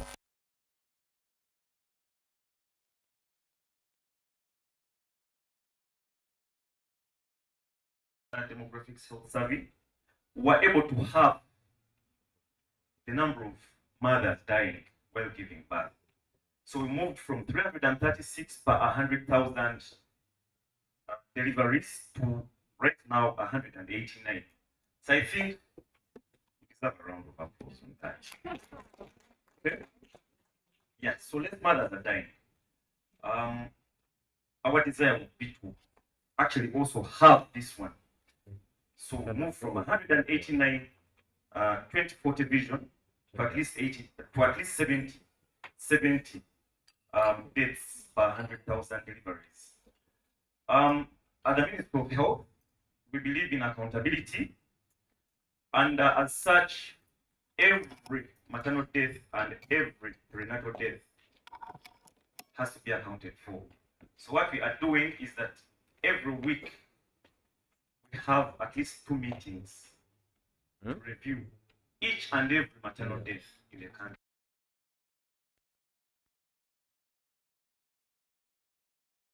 Accountability, because there's a number of stakeholders. Mothers don't only die just because they're in the hospital or for lack of care. There is so much going on in the communities. Young girls are getting pregnant. That's not an issue for health. That's an issue for everyone. Parents, community leaders, politicians, okay? So we need to sit and discuss and see how we can tackle these other determinants of poor health amongst mothers and young people. We have also started at the Division of Adolescent and School Health an accountability mechanism, surveillance and response platform. I would invite you to join in every Friday morning, 7:30. It's a virtual engagement where we discuss teenage pregnancies, causes, what can be done around teenage pregnancies, and we are targeting the most high burden geographically isolated districts. So we would also want to account for each and every teenage pregnancy in the country. Those of you that have moved with us long enough, you know that every year we celebrate motherhood. And we don't only celebrate motherhood, but safe motherhood. So every year in October, we have what we call a Safe Motherhood Conference. It's a 3-day commemoration of the gains that we've made and the far that we also have to move regarding provision of safe motherhood for our mothers. We know the picture is not yet so rosy, we can't celebrate yet. There is still so much work to do. With the teenage pregnancy rate of 24%, that means that every 4 teenagers we still have 1 teenager who is still pregnant. And that does not make for very good reading. The NDP3 actually had a target of 14%, 14 to 15% of teenage mothers are getting pregnant, but we're still at 24, which is unacceptably high. This, of course, has also been complicated by the funding cuts. I don't know about you, but I think everyone is now starting to feel the pinch of these funding cuts. So we need to work smarter through integrating services to improve access and not lose the gains that we've made. On the issue of advocacy, we still have issues around, especially I was outside, but I was hearing in as the panel was discussing. So there was an issue around age of consent and how then this relates to SRH service access and utilization by mothers. So there are issues around abortion, access to family planning services by young people, and then how consent plays a role in this. So my 2 thoughts on that would be that we still need more advocacy on this issue. In as much as policy informs law, okay? In as much as policy informs law, we can only do so much, okay? As Minister of Health, we will always be ready and available to serve the need. Actually, our services are in such a way that we respond to the need of everyone who might need that service, okay? And if I requested any of us in the room to actually give us or give me or point out one policy provision from the Ministry of Health that restricts access to any of these SRHR services, we may not have any. So I think we need to be smarter with our advocacy and target the powers that be. Policy will give the guidance, but there is no greater guidance than the law. Okay? There's no greater guidance than the law. So I can see we have a number of committees in Parliament. We have a committee on health. We have a women's committee, I think also on health or something. So these are the people that we need to talk to. These are the people that we need to bring to the table and help them appreciate how the law, especially those provisions on consent, actually affects access and utilization of SRHR services. Dorothy, in a minute. Okay? And then lastly, everyone is saying that the boy child has been left behind. And I think as ICRW, we thank you for the work you're doing, especially around research. But the issue here is there is just not enough evidence for us and the other stakeholders to put boys on the same footing, especially when it comes to safe reproductive health and rights as the girls. Okay? The effects of GBV, STI, and all the other SRHR issues disproportionately affect women and girls more than boys. So, with the mandate that you have at CRW and the kind of work that you do, this is to request you to have a lens around doing more research and providing that evidence that would convince everyone else in this room and the other stakeholders to have men and boys on the same footing as girls. So thank you very much. Those are my quick thoughts around what we are doing. I have not been able to say everything. I think I expressed more of my thoughts in the presentation, but thank you for giving me your ears. Thank you so much, Dr. Alan. It's never easy being on the hot spot, especially where we're all looking at you for answers. So we appreciate you braving us in an ambush style. But also it brings comfort to the participants that there's a voice that we can question and they'll be able to give us responses or answers as a ministry voice. So that's very important for us, also as the conveners today, that you honored our invite. And so we do appreciate Dr. Alan, and thank you. And apologies if you felt put on the spotlight. Okay. Now, our dear participants, I know that we are getting, the energies are getting low, yeah? And of course, breakfast was supposed to be as you walk in and pick. But please don't get tired. We have a very few minutes left to the end of this. And right now, it would be interesting to hear from you. Let's make sure we have opportunities for a few comments, but deep. There could be thoughts, clarity, and where do we go from here? Yeah? Okay. Bakshi has a hand. Someone help me move the mic. Okay. Can we be looking at who is putting up hands first and then we go in that manner so that we make it sweet and quick? Thank you, Nimrod.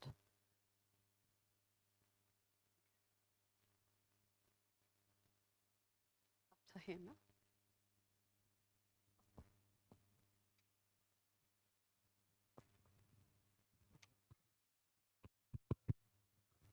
All right, thank you so much. Just quickly, one of the questions that was asked to the panelists was around the politics. This is it. SRHR right now is a political commodity. Baksh Asman is my name, and I work for Planned Parenthood Global. Sexual reproductive health and rights is a political commodity, whether you want it or you don't want. When we look at 2024 and 2025, this has been the biggest election year globally, with over 62 elections happening. But when you look at SRHR, SRHR has been a key driver in most of the conversations. So what does this mean for us? It means as we look at the research, how is the research that we are doing on SRHR going to influence politics? Right now in the East Africa region, last year, Rwanda was in election, DRC was in election. This year, Uganda has started, Tanzania is electing. 2026, Burundi will have some election. South Sudan is not having elections anytime. Then 2027, Kenya will be having elections. But when you look at all those, SRHR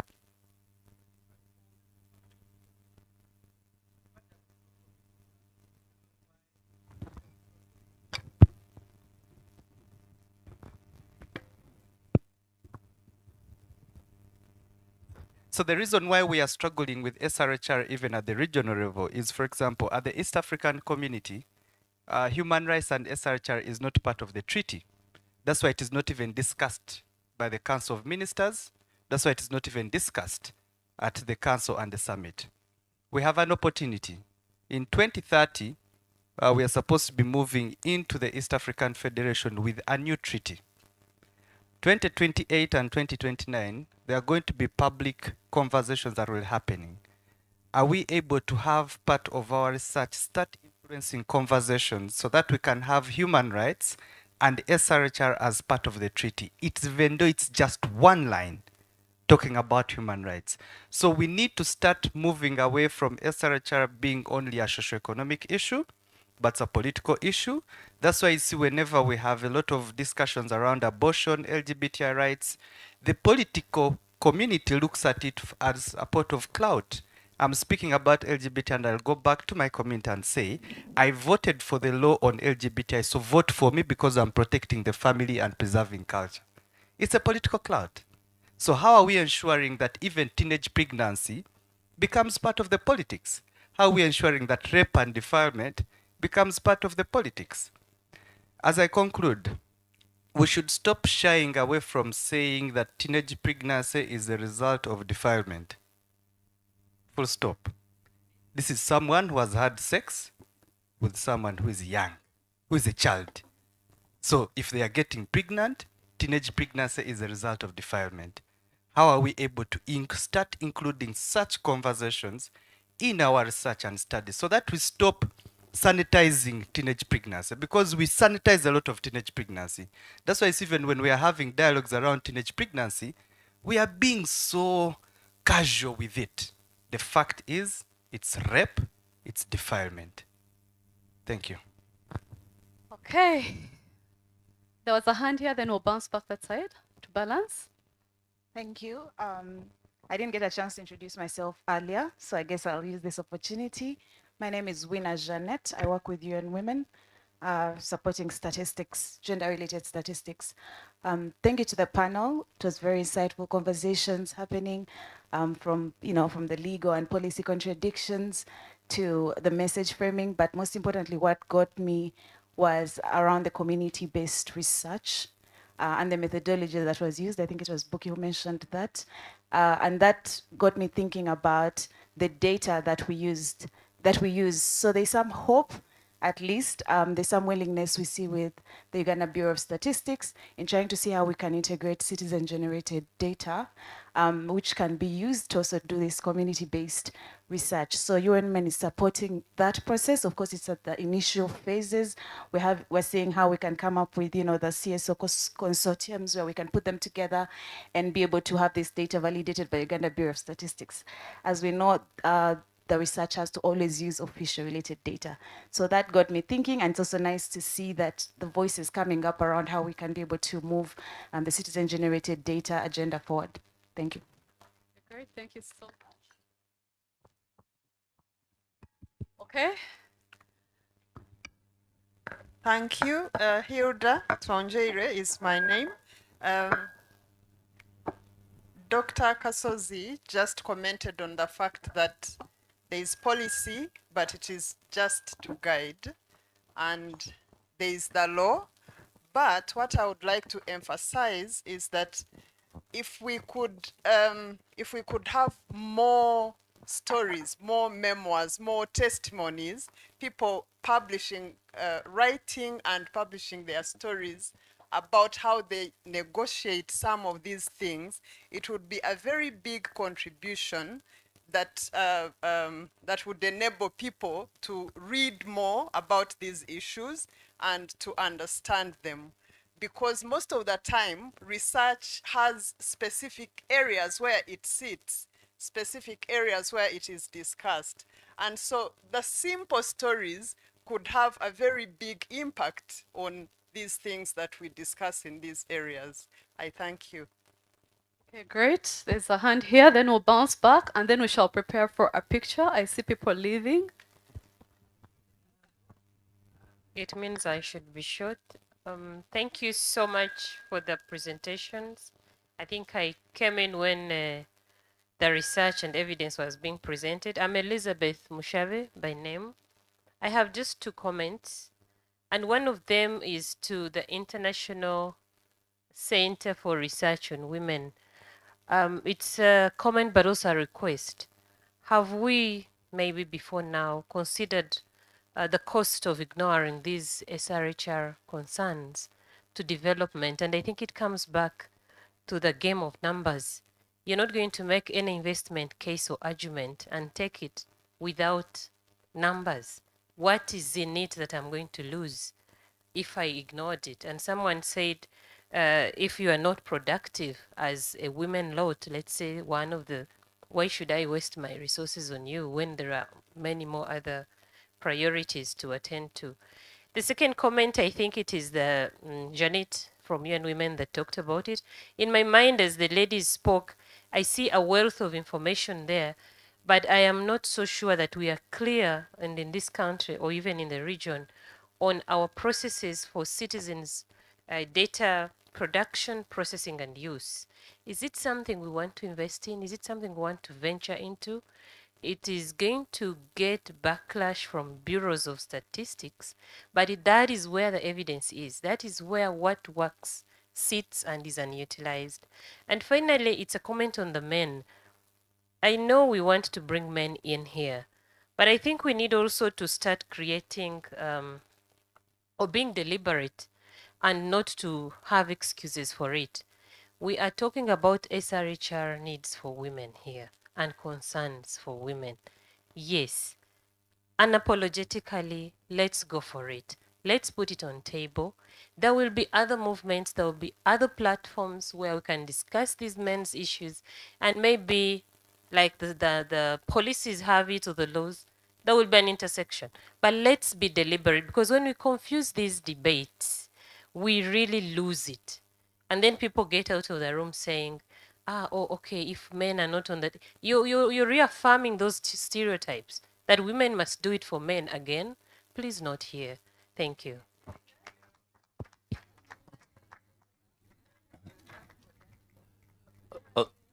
May I?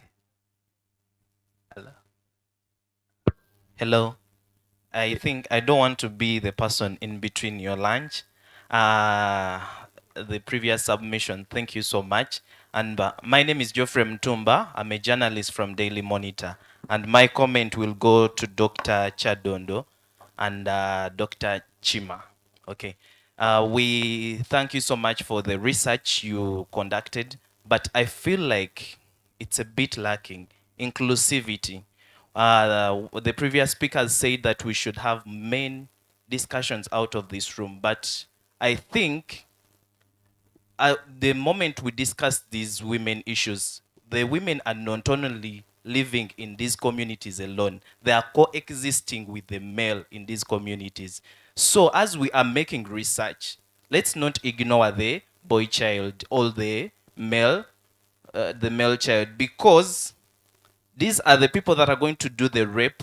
These are the people that are going to do the defilement. If we miss out discussing such issues of the boy child, we are going to raise good gold girls, but they're going to get married, or they're going to go in these communities and face the, I don't want to use the roughness male that we don't talk to in matters of this. So in your research, I think let's have inclusivity somewhere. Thank you. Okay, thank you so much. I'm just going to do a kind request, like beautiful conversations go on, but now I have to put a cap on two final thoughts before I call Dr. Chimav to give us the reflections, and we call it a day after the closure. Is that okay? I'm getting overwhelmed. I know it's sweet, but I normally don't want to cut short, but if you have the mic, keep it sweet, and then hand over the opportunity to the final people. If you feel like you can't leave this room without saying something, then one final thought. You. Okay. How many more hands? By a show of hands, if you really feel you have to say something. Thank you. Let me try to be as brief as possible. Thank you. I'm not going to the debate which is on now. But what I wanted to say is on the issues of sexuality education. And Dr. Chima really did mention the challenge and gap in that area. And through that, I was really, now that we have the Ministry of Health, there is a gap in sexuality education, a very big gap. And when you look at it from a family, it's both family and government. Most of the children are in school. And related to that, I think parenting is a big issue. I think we need to do some additional research around parenting. Most of the time, we're at work, even when you look at us. Even the skills of handling issues around sexuality are limited. I think there are areas that we need to explore, research, and come up with really a mechanism. And I think the other take home is maybe through this we need the policy brief. Whatever has come up, I think that's my submission. Thank you. Okay, great. Thank you so much. In 1 minute. Thank you so much. My name is Maureen Shinome. I work with the SRHR Alliance Uganda. So to the panel discussants, there was a concern on opposition, especially from the religious leaders. So as an alliance, we conducted a research and wanted to understand their perceptions on SRHR for the adolescents, adolescent girls and young women. So some of the findings that came out, some of the religious leaders wanted to support the adolescents and young women in championing the SRHR.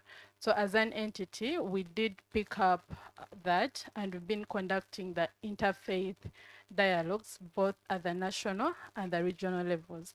And as one of our biggest achievements is that we've been able to get allies from the religious leaders that are able to speak to these adolescents within the communities. Thank you. Great. Religious leaders will always need them, and I hope that they speak with progressive mindsets.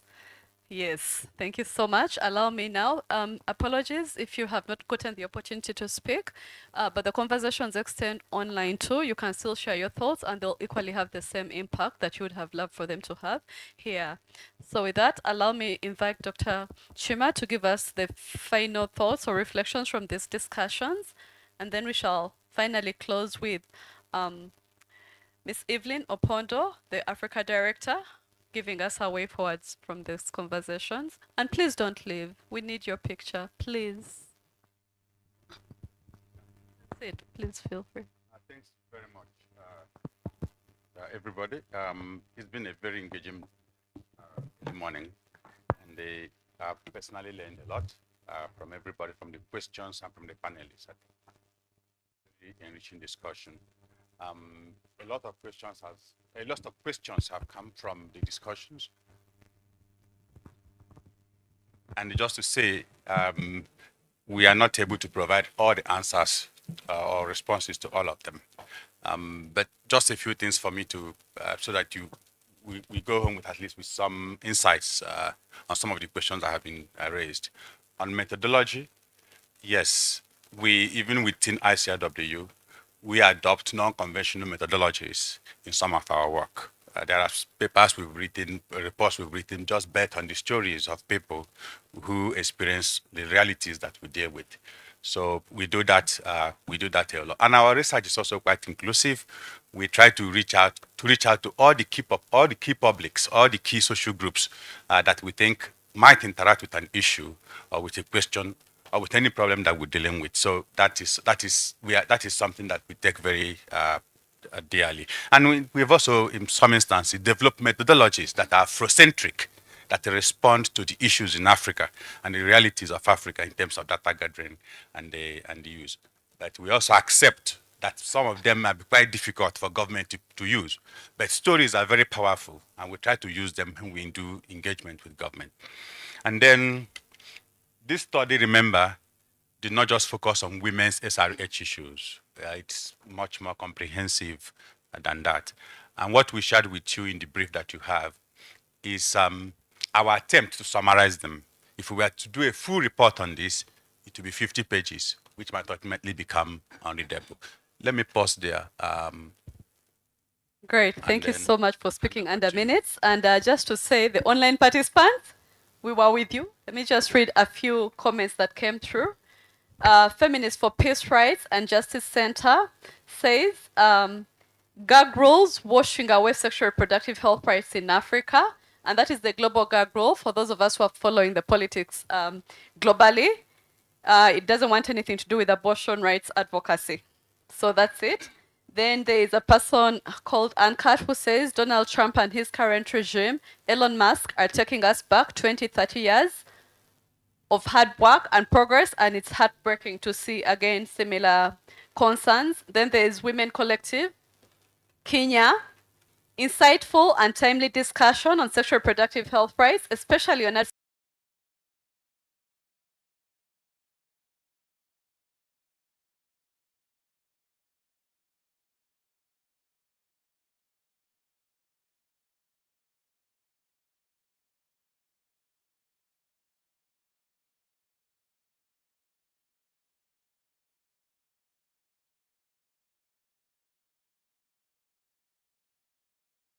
countless efforts, that's flowers to you, in evidence generation and dissemination. I think they deserve a hand clap, you people.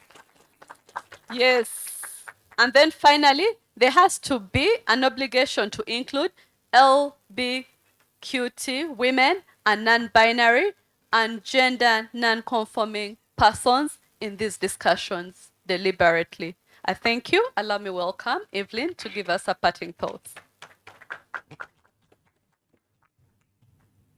Thank you so much, Dorothy, and a round of applause for all of you for the very, very, very rich discussions. First of all, I want to just thank the ministry for showing up. In a lot of countries, the government, Dr. Allen, I am commending you. In a lot of countries, the government don't make deliberate efforts to collaborate with non-state actors, particularly on sensitive issues such as sexual reproductive health rights. And so I really want to commend the Ministry of Health for showing up, for listening, because we learn from you, but you also learn from us. So we thank you.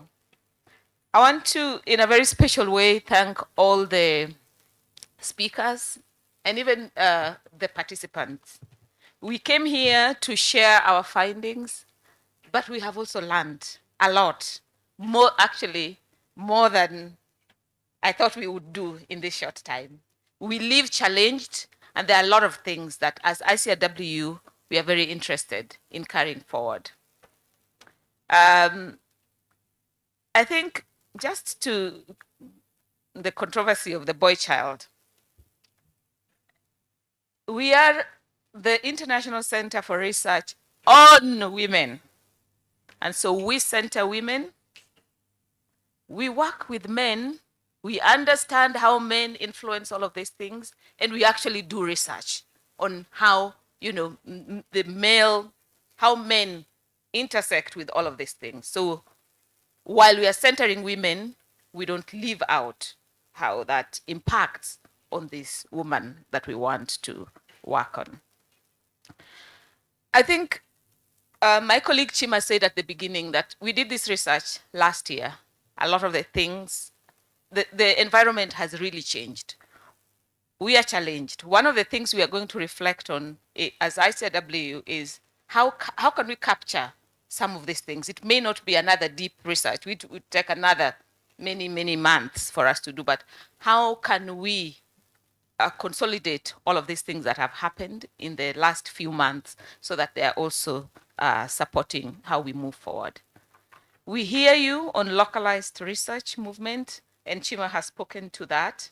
And I think for us also, part of the challenge that, in fact, in our strategic plan is how do we support building a movement of African researchers, particularly targeting young researchers in Africa that can do research that is more culturally and context specific. And in the morning you heard about some of our fellows that we have at ICRW. And we will be working with you, actually, a lot of you as organizations that are working in this space to collaborate with you on that. I think one thing that also came out clearly, and one of the things that as ICRW we are thinking of, but clearly also all of you here, is the politicization of politics. More often when we do advocacy, when we do research, we don't go out of our way to understand how politics impacts it. But if you saw from the panel today, from the conversations, it's one thing that I think we all need to prioritize, including in generating evidence that supports frontline advocates for sexual reproductive health rights. And then the final one, which I think is also very important for all of us here, is narratives and message framing. And you all spoke about it. More often than not, the way we have messaged around our sexual reproductive health rights sometimes has been counterproductive. And we feel challenged that as Africans, we want to be able to generate narratives and messaging that resonate with our context, and also resonates at the global level. So I think that's a challenge to all of us. And then finally, I want to just take this opportunity to thank the moderator, give a round of applause. The very, very rich conversations that we saw here, the panelists, that was just awesome. We live with so much, so much in such a short time. Thank you so much. A round of applause for them. And then to my colleagues at ICW, thank you, Chima, for the presentation. Thank you, Deborah. You made this happen. Thank you for your leadership. Thank you, Ben. Thank you, all the ICW staff for making this. And our IT support at the back, we appreciate you, as well as the hotel. Thank you, Kendall, for all the covering. Thank you so much. With that, we want to close. And we hope that this is just one of the spaces that we have created. We'll be working with Penelope, and I think it's the Vision group to create more spaces. We had set a space early on Tuesday this week, which was really great. And thank you for all who are able to join online. We will create more of these spaces together with you as the experts, as the people on the ground that understand, and so that these conversations will continue. And at some point, we try to see how we bring conversations that are also regional, Uganda and other countries in the region. Thank you from the bottom of our heart. We thank you for giving us your morning. Thank you so much, Evelyn. Just how you're natural at digesting and sharing your thoughts flawlessly. It's a gift. You say it with ease. So I think allow me now to invite all of us for a photo moment. I know